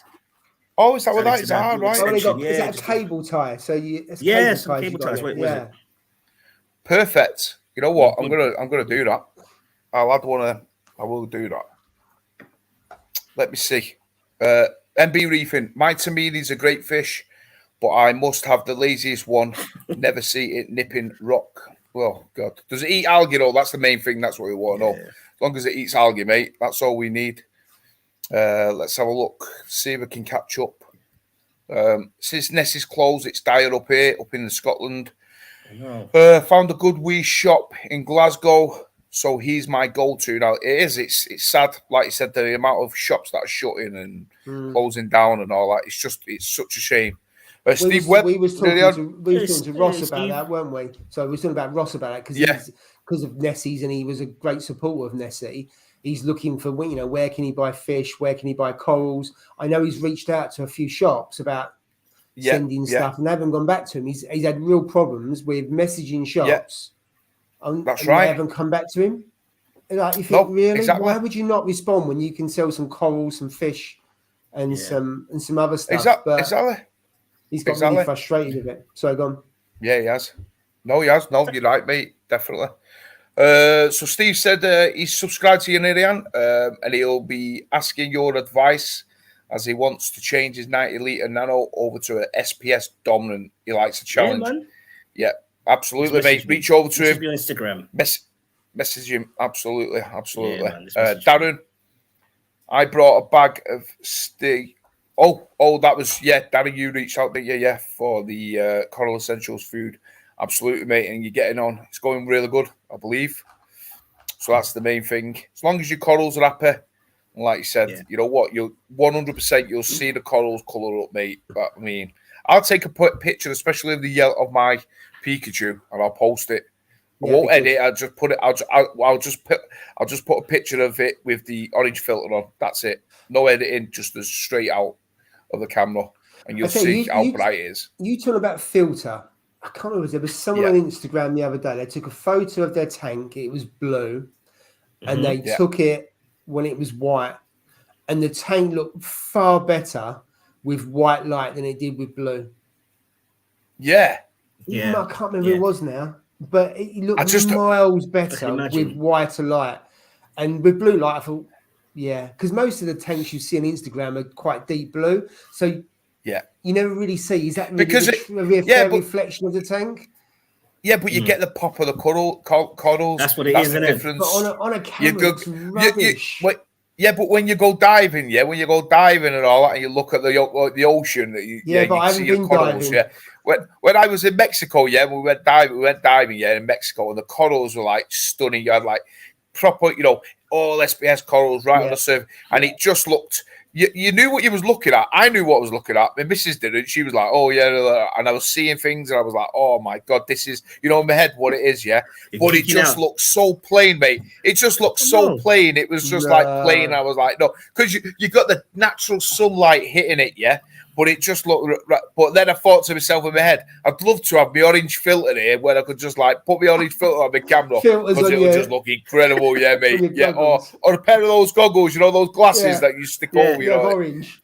Mate, it would have just looked absolutely incredible, but it just looks totally different. I love the blue, me. Hence the reason I got the blue. Yeah, I prefer whiter light, I must admit, because also the fish. I think fish look better under white light as well. Under blue, you don't see the pop of the fish. I know you're not fussed about too much on fish day, but no, I prefer the white light. I gotta say. Yeah, absolutely. That's what it is, mate. People like you said, it's they have the different. People have their own preferences, don't they? You know what I mean? But I'm a blue man, mate. I love the blue. Critical Reef, feel like I need to get on this Coral Essentials food. Struggle with high phosphates, but want to feed my coral. Get on that. Trust me, your phosphates won't rise any more than they already are. Trust me. So you want to get on it, definitely. Darren McGinty, that's really good to hear. Oh, that's a thing. Paul saying he needs a cuddle. It's mad in a cuddle. Oh, dear. Please love me. Come on now. What's all this about? Come on. We love you. We're sending hugs.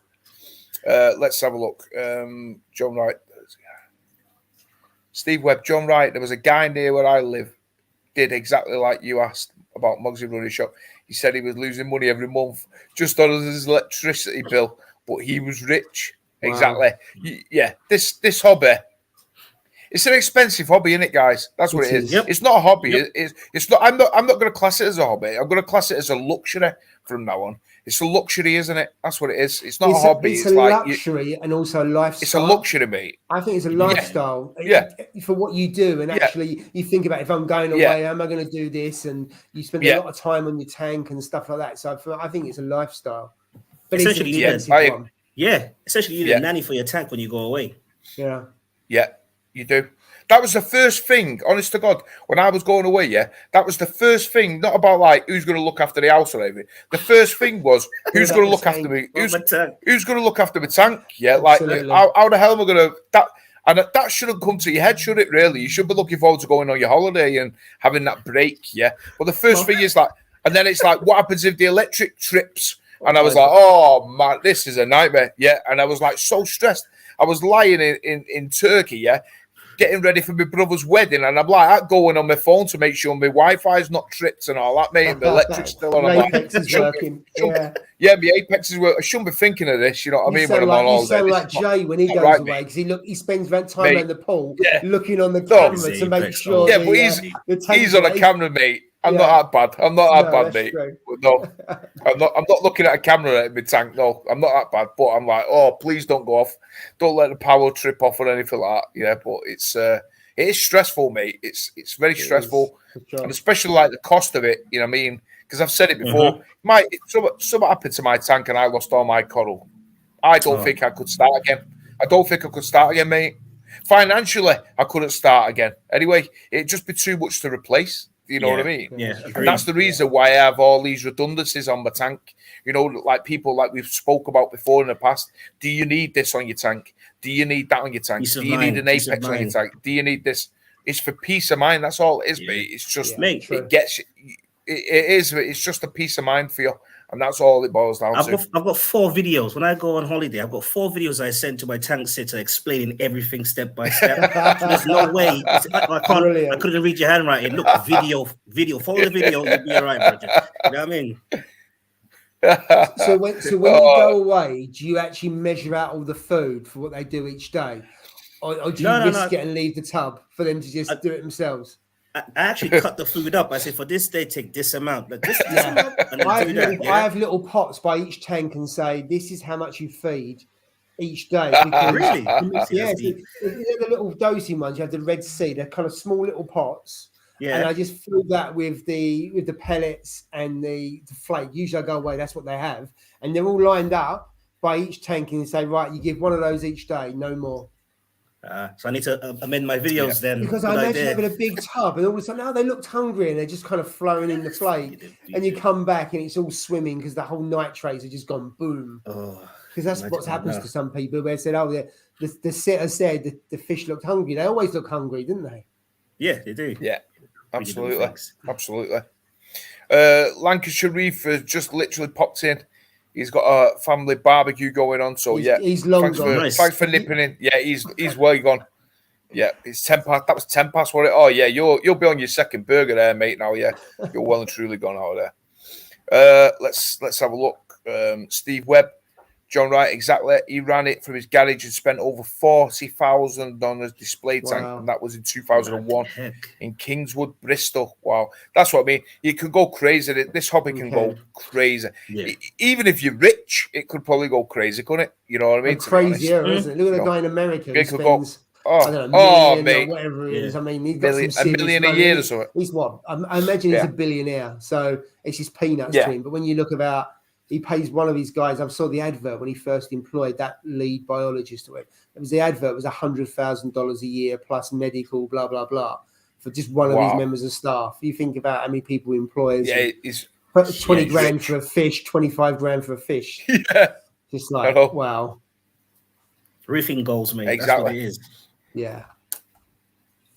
You know, I love to have a saltwater pond. Sorry, Paul. Steve. No, go on, mate. Go on, mate. Saltwater pond. Saltwater pond. You know, like when you have the koi ponds you can get, where you can actually locate them outside. Have one of them somewhere like the Caribbean, probably natural light, or maybe you can have some radions on there, but just saltwater, coral in there, and it's just there. That'll be amazing, I think. Wow. But the thing is, would you have that if you could then go and dive? Because the places where the temperature is probably okay all year round, there might be a good. I say might. There might be a good chance it's a coral reef. I don't know. Would you? Yeah, true. But however, it's an extension of your house. I know what you mean. Yeah. You know what though? Talking about koi, I've always said that if I had a lovely I love koi fish. Absolutely love koi ponds. You know what I mean? I do. To be honest, I know more about koi ponds, and how I could basically set one up myself. I know because I watched that many programs on it. You know, because in my backyard, or I say backyard, it's a backyard stroke garden. Yeah, it's fairly long, but we've got like this bedding. You know, this raised bedding. Yeah. And it's basically like a brick wall. But it's raised up and it's just got all soil and stuff like that in it, and a few plants, but we don't really use it. So I thought, but in the corner, there's like an even bigger raised bedding, and I thought if I take that out, I could put one of those, a pond in, You could dig down. And then I was working out, dig down, and I could put one of those, those liners in that I'd ordered, the plastic liners that I'd already made, I wouldn't even need a liner. I could just put one of them in. Put filtration, put the system in. I've already got the plugs, feed the plug all the way through to it and do it, you know what I mean? And then when I totaled up the price, I was like, I think I'll have to sit back and wait for a bit because it's just as expensive as setting one of them up, mate. To do it. Yeah, really dear, mate. Koi are really expensive, really dear. Even the small ones, they're not cheap. Yeah. No, they're not cheap, mate. Not cheap at all. How much? Seriously? And if it... What? Oh, way more than that, mate. Gil's friend's son actually breeds koi in their back garden, and so the dad dug a really deep, down deep, and it was, I think their pond's like only about 10 foot long, maybe 6 foot wide or whatever it is. And there goes my lights. Yeah, he breeds them now. Yeah, well, it has to be a certain depth, you know, on fingers, because otherwise you've got to bring them in, you know, to put your fish in the wind. In the winter.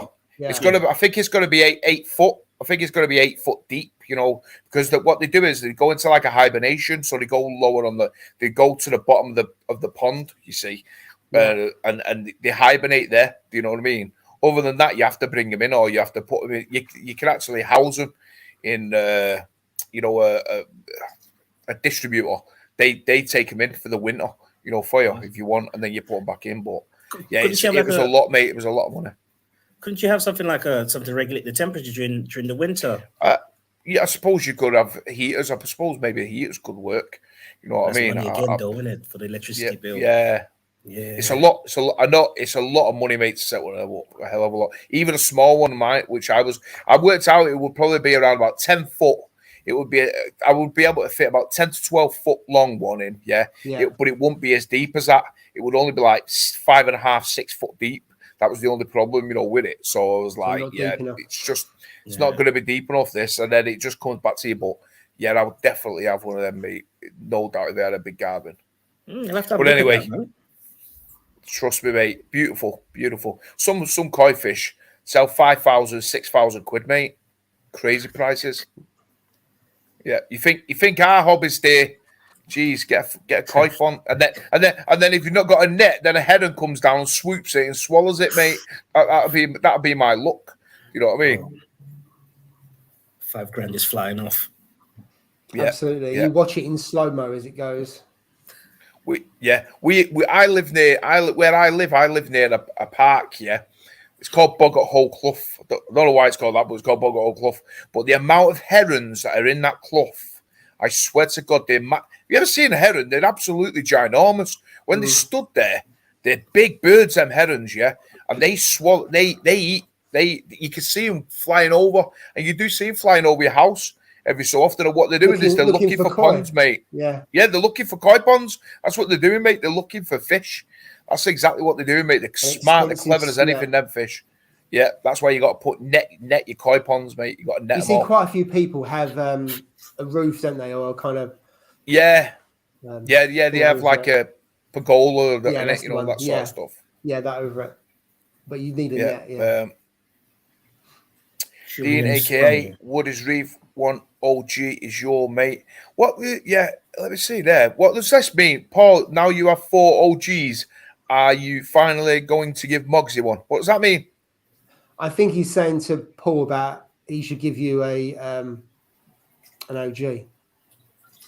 An OG map. Oh, you remember? I talked about it before.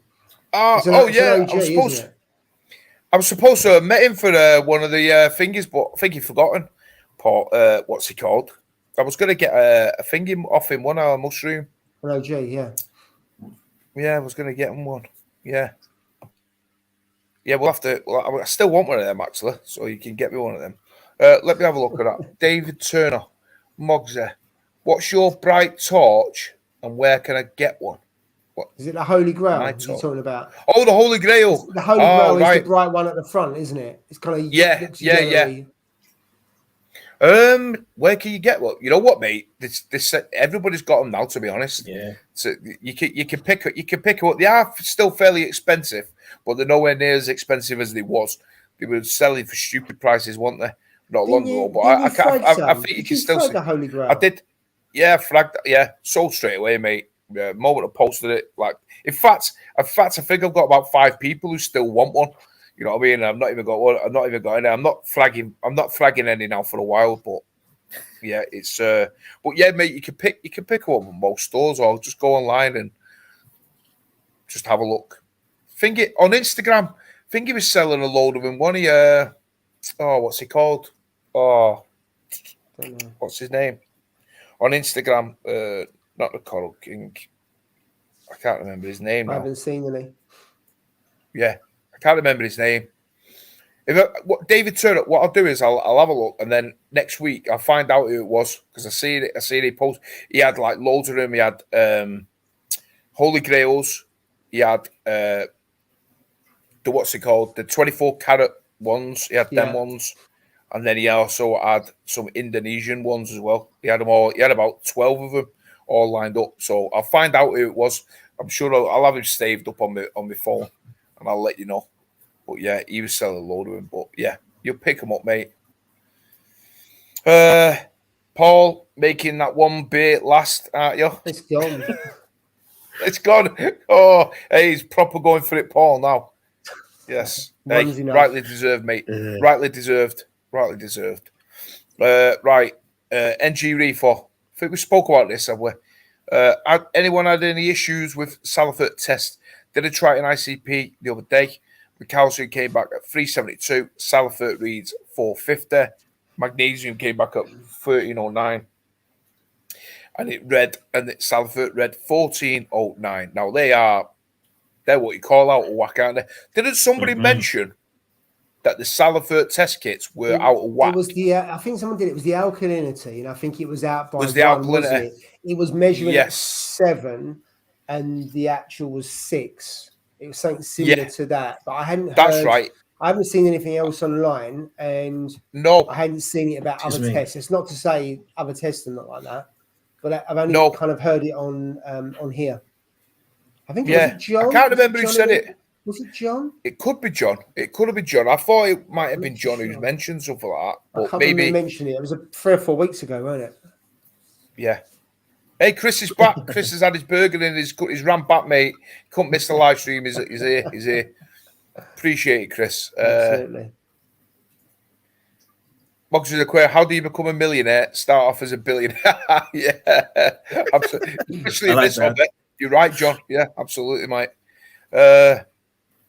Let's see. Rich back. Like what Reef Dog says, we are numb to the cost of reefing equipment and coddle. Exactly. I mean, Reef Dog did he did a really good comprehensive breakdown of his tank and the cost of it. You know what I mean? Go over and check it out, because it was a really, really good one. The way he did it, he broke everything down. You know what I mean? From coddles to equipment to running costs to water, everything, the whole shebang. You know what I mean? And he done a really good job of it, and it was like mind-boggling, wasn't it? Like a lot of money. I mean, it's something. I mean, my missus knows like how expensive this hobby is, yeah. But in reality, they actually told her the true cost of it, yeah. Mate, I might be booted out. Why do you have to say that, man? My wife's watching this now. I have to leave this and go speak to my wife. Yeah, but you're I can hear her. Cheers, Steve. Nice one. Nice one, Steve. Yeah. If we don't hear from you for the next few weeks or something, mate, we'll no tank. We'll phone the police. The next video is from my tent outside. Yeah. Oh, sorry. I'm sorry, my friend. No, that's all right. Someone said to me when I started this hobby, he said the best thing I can say to you, if you budget £500 for a tank, add another 500 on top just in case, because it's always something that you see. Oh, I want to upgrade this straight away. I want this bit of equipment because this, you know. Yeah. But he was also saying start with like the basics, because now everything is so accessible. They can access everything with an app. Accessible. Yeah.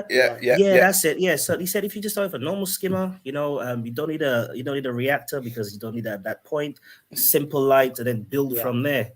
Yeah. But it's just the cost, man. You see some people, you can see the stock. They say, this is my tank and this is all the stock they've got. And they've bought everything from day one. And of course, if they use everything from day one, all that filtration, they're probably going to have a problem, because you've got nothing in the tank. You stick in the Clarisy, or you stick in your reef mat, and then the skimmer and this, that, and you've got nothing in there. It just goes south, doesn't it? Yeah. No. And I'm not being funny, to be honest, even what can we say? The lower budget equipment, even that is good stuff now. You know what I mean? Let's be honest, so. I mean, it's super. You know, it really is good quality. You know the lower budget stuff. You don't need to go out there and buy like the best of the best. You know what I mean of equipment. You know what I mean? I mean when I got my 170, I got like the deluxe model, so it came with the light. It came with things. So I just added on. I knew the things that I needed. I knew that I needed a dulcer at that time. But at that time, I didn't buy it. You know what I mean? I went and let it see. You know, I did what I needed to do, let a little bit of the corals grow and stuff. And then when they started to grow, I was like, right, flipping it, yeah, this is good. Now we'll set the doser up, and then you buy a doser, and then you set that up, and yeah, and you just buy a little bit. I was just buying little bits at a time. Whereas my mate, yeah, he went out and spent, and I've said it before, he spent about £6,000, yeah, because he see my tank, yeah, my 350, and he was like in love with it, and he was like, oh, can you set me this up? And I spent 2 weekends setting it up with him. I said, don't rush it. Don't rush. Take your time. This hobby is about taking your time. Yeah, you know what I mean? Rome wasn't built overnight. You know what I mean? Yeah, it was built over quite some time. Yeah, this is what you got to think. What did he do? He went out, once it had cycled, loads of fish, the big fish, you know, like it. And mate, it just like, and in the end, he sold it for like £2,000 all the gear. Yeah. It was just stupid, mate. You know what I mean? And he bought all the best gear. He just didn't need to. And he just said, I was stupid. I rushed into it. You know what I mean? He had money burning a hole in his pocket, and he was just like, I should have just took my time and let. And now he comes round to my house, and every time he sees my tank, he's like, how? Why do you do it? And I'm like, because this is 4 years old, mate. 4.5 years old. This is not like a weekend. Do you know what I mean? And this is what people. When people get into the hobby, I have work colleagues who like have subscribed to my channel now because they see it and they see my tank and they're like, "What? You got a channel?" And I told them, and then the first thing they say is, "Could you set me one of them up?" No, I couldn't set you one of them up. I couldn't set you one of them up. You know what I mean? Because it takes time. You might have the money, but you still need to have patience. You still need to research it. You know what I mean? Oh, yeah. And that's where people don't do. Setting up is easy. People say about cycling a tank. Yeah. Cycling a tank is easy. It's not that. It's the issue is as you go on in those first 6 months, what do you do in that? How do you control it? Make sure you don't add it too much, blah, blah, blah, all that kind of stuff. It's setting up is a piece of cake in comparison, I think, to everything else that you will that you'll come across. I actually think by second hand, you get some. I mean, we've talked about this before. The amount of second hand gear out there that is next. Some people are giving away tanks. And you can get lights and all that, you know, Gen 4, Gen 3. You can get. I mean, I've just sold a Gen 3 light for £100. 8 years old. It'll LPS and SPS, the basic one. It'll grow easily. Not a problem whatsoever. You don't need anything else if you're growing LPS than a Gen 3 Radiant. You don't need any more. Exactly. And it's like £100 for a decent light. And okay, it's not Mobius. You need Reeflink. But you can get a Gen 4 that's Mobius for 150. And the thing is actually making sure you're making whatever equipment you have work for you and get those results. Because you can have a Gen 6 or whatever, and if you use it the wrong way, you ain't going to see the results. You're just going to damage your corals. Or the rest of it's set up poorly. Yeah. Like the flow or your nutrients or you rush it or that kind of thing. Yeah. No, I agree. Someone said they had 4 burgers here. Yeah, it was... what's he called? Chris. He had 4 burgers at his barbecue. He's ran back. So I appreciate that, mate. Tekker's Reef said, the bottom is warmer in winter. So that's the reason why you need a deep thing for koi. Paul said, it's a Sunkiss. It's not an OG. Yeah, he's not going to give me an OG, mate, for £25. It was silly. It was a Sunkiss what it was. Sunkiss is still nice, though. I really do like them. And I've got to admit, he grows them like there's no tomorrow. I don't know how he does it. Like they just multiply in his tank. And he said he's got 20 Sunkiss ones he has. Crazy. Let's have a look. Boggart is a legendary earth creature similar to a brownie who lives in a hole in earth banks. Exactly. Well, it's called Boggart or Clough, and that is the thing was they used to say that a boggart lived in there because there's a huge seat in there, of like concrete, and it's an actual seat. It's like it must be about 30 foot tall, like a myth, like a story, and that's the reason where boggart come from. So it's Boggart or Clough, but it's a nice park, to be honest. John Wright, I mentioned it. Yeah, Chris Beckler said it. Right. Remember it. That's right. Phil, my wife couldn't care less. She has 7 tropical tanks. Wow. So can't more. Man. 7 tropical tanks. Oh my God, mate. That is insane. I want to buy an Apex and Trident at the end of the month. She asked how much. I told her, and she said, it's your money. That's it. You know what? That's it, to be honest. I mean, to be honest, yeah, my missus knows deep down on how much I spend on. Well, I did spend on coral. I don't spend it now because, like, I've just not got. You got no room. But, no, exactly. But like when I did, I mean, she was there when I bought that my chalice. When I bought my chalice, yeah, and she was like, and I'm paying like £400 for the size of a bubble gum, and she's like, "You're off your head, mate." And it was my own money. It's my money, yeah. And I worked overtime and I bought it, and I was like, yeah. I went, I don't care because I always say this to her, it's an investment. She goes, an investment. Oh, well, it's an investment, and that's how I get around it. It's an investment, love. Well, they are definitely the chalice. If you want this is an investment. You get your money back. I'm saying absolutely, mate. Absolutely, it's an it's an investment, Nidian. That's all you need to say to your wife. Yeah. This is an investment, love. We will make money on it in a year. That's what you got to say. She'll love you, mate. In a 2-man tent, boy. That's what I'm investing. Buy a nice handbag. Buy a nice handbag, mate. You'll be all right. Yeah. Invest it. You'll be good. Right. She's all right. She loves me. Exactly, mate. John Wright, when we go to the fish shop, she spends way more than me. Picks fish for the tank and corals as well. Mate, you got a splendid woman there, Phil. That's exactly what you need. John, he's put, I live on my own, but it must be so important to have a partner who likes to. To be honest, it is. I do believe that, you know. I mean, my missus wasn't overfilled when I was talking about it, but she knew, like, and I spoke about it before, like I was going through a depression stage and stuff, and I was like really down in the dumps and like, you know, suicidal thoughts coming into my head, and this changed my life. I've said it all along. Griefing when I got into the hobby, it changed my life. You know what I mean? It gave me a focus to when I did go to work. I came home, and the first thing was test. I used to test my tank every solitary day. That's how mad I was, mate. I was testing it, but it gave me that. You know, you got a purpose and routine, isn't it? It was a routine, mate. It was a routine, and that was the routine that I got, and I did that all the time, yeah. And then all of the stress and all of the depression that I was going through, it went because my mind, like you said, was in a routine of my tank, and then all my thing then was get this tank to the best it can be. You know what I mean? Or as best as I could do it. Do you know what I mean? And then along that journey, my missus got involved. She and then she fell in love with it. Now she loves my tank just as much as me. You know what I mean? She's always like, "Oh, you need to buy another coral here, or you need to do this." And I've got no space. Where am I going to put it? You know what I mean? You need to put more rock in. More rock? What? Yeah. So it's just like, she loves it. But then when I do mention I need a bigger tank, she goes, "No, we're not having a bigger tank. I'm not surprised, Steve. Take out the rest of the living room. She doesn't agree with that one. Yeah, but I heard my wife describing. Oh, sorry, Paul. No, go on, you go. No, just said I heard my wife just try to describe my Gonyo Poro to someone. It's the one that does that. It's that. I'm like, what are you talking about? It's that one. It's that one. It moves. It moves. That. Yeah.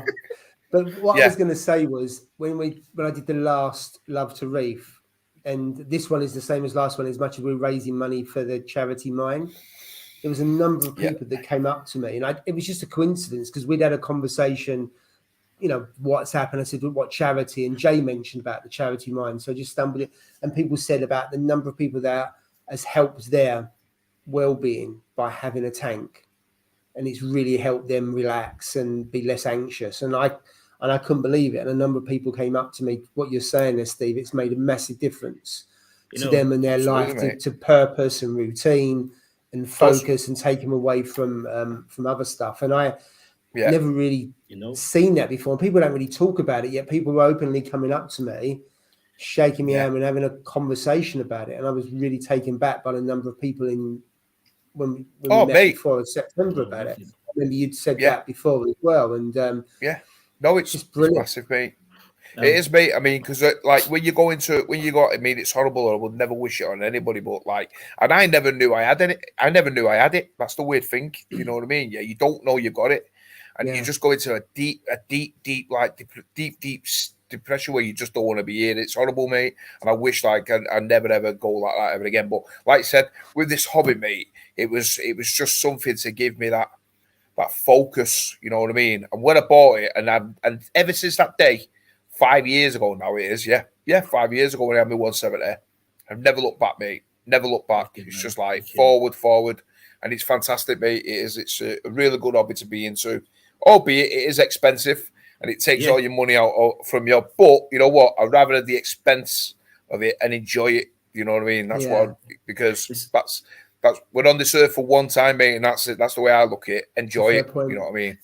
It's mad that you mentioned that, Paul, because that's exactly what I do during my day job. I do CBT with people that struggle with mental health and behavior change, behavior. Wow. Yeah. So So I think we'll talk about the mind thing and any way I could help, and you know what I mean. Just so I'll message you about that.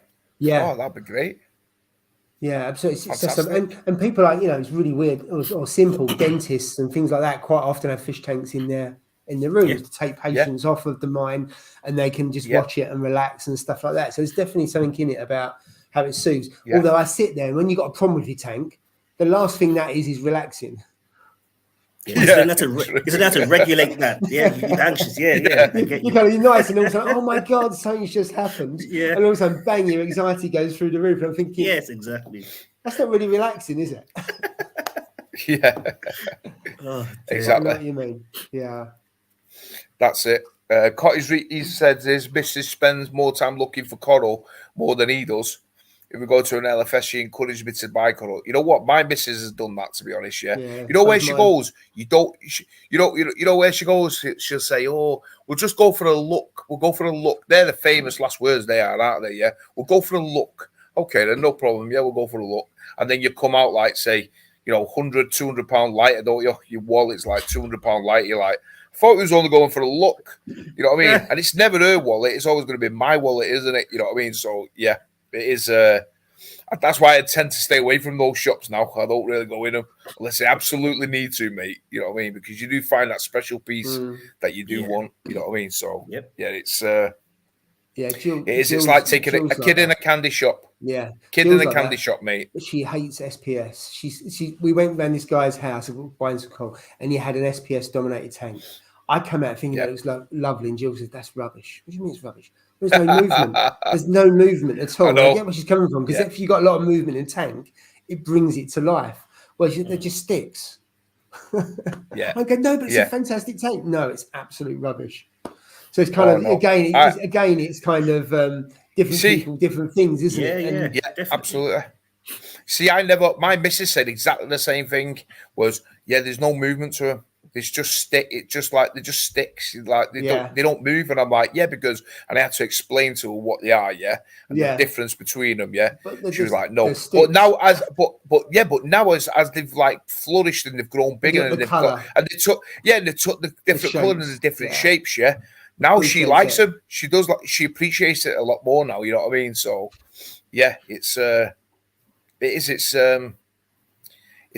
I mean, don't get me wrong. I love my euphyllias. I love euphyllias, and I love the flow of those sort of things. Don't get me wrong, And you do need one of those, one of those or two of those in your tank for sure. I just think they just bring a different dimension to a tank. You know what I mean? But I mean, a lot of people like yours, Neri, and your tank, they're just like the majority of SPS. I just love those sort of things. I would when I see your tank, I do think to myself, that must be so hard to keep, because they always say, don't they, an SPS tank on its own is hard enough, in a large tank. In a smaller tank, it's even worse, I would imagine, because you've got to be on top of it all the time. All the time. I mean, mine's a mixed reef, so it's different, you know what I mean? So, but it's hats off to you for that one, mate, for sure. Let's see. 150. Got a few minutes left. My other hobby is watches. I thought reefing was expensive. Oh, mate, my brother's his watches. Yeah, he's absolutely insane on watches, mate. So, and I know how much they cost, for sure. Let's see. Drippy Reef Geek, totally agree. What was he saying then? Time when you was a low, mate, on the live stream, powerful inspired. We need to show others other moments pass, and reefing is a beautiful way forward. Absolutely, mate. Totally agree with you. It is. It's like you said, it's you know what, I feel like I'm getting emotional here. I don't want to get emotional because I'm it's. I'm not even going to talk about it. It's really good, mate. It's a great thing to take your mind off things for sure. Just that release, let's have a look. Yeah, it's just that release. Once I quit, I can't be bothered doing housework sometimes, but I'm obsessed keeping my. Is he in my house? Yeah, that's me. Yeah. You know what? The only thing my missus up, isn't it? But then you got that is spotless. You know what? The only thing my missus doesn't touch is my tank. You know, she'll go around polishing everywhere else, you know, like, you know, the TV, the cabinets and stuff. And she just leaves the tank to me. She doesn't spray anything near my tank. You know what I mean? That's my domain. Let's have a look. The market has dropped on the watches that I'm talking about. He's probably talking about. Absolutely. Rolexes, mate, and stuff like that. They always hold you know, those sort of watches. They always hold their things. Let's see, 12. Let's have a look quick. You got the next one. Drippy 12-year living hell, battling cocaine addiction and clean and sober nearly 8 years and never been sober. Wow, mate. You know what? Hats off to you, mate. Freaking hell. I mean, depression is bad, but flipping at that, mate. I didn't know that. You know what? Hats off to you for that, mate. 100%. Yeah, absolutely. And amen to that for sure. But anyway, time. Been getting emotional. It's been getting emotional, passionate here, yeah. But honest to God, what can I say? Nerian, massive thanks for you to taking your time out on this Friday evening, mate, and joining us. Really appreciate it, mate. Really appreciate your time, as always. And you guys, thanks for like I said, always joining in and watching. Really appreciate it. Absolutely. And as always, Paul. Massive thanks for you for setting up the Love to Reef, mate. Really appreciate it. I think we're all going to enjoy it. I think the majority of these guys are all going to be going there anyway. There's quite a few people in the chat that are going. I know you two guys are going. Jay's going as well. So we'll hopefully have a good crack for the day. People will come up to you and go, "You're right, mate. You're right," and you'll be like, "Sorry, who are you?" You just don't know, do you? Sorry. Who are you again? Oh, I'm blah blah. Yeah, no problem. No, it's going to be great. Can't wait. Yeah. Absolutely. There's quite a few people going that went to the first one, so that's really good. That people feel they're coming back as well. So that'd be good to see some familiar faces as well. Absolutely. Some new faces. Have a good weekend, peeps. Absolutely. Yeah. Nice one. Cheers, guys. Thanks for joining us, guys, and we'll see you soon.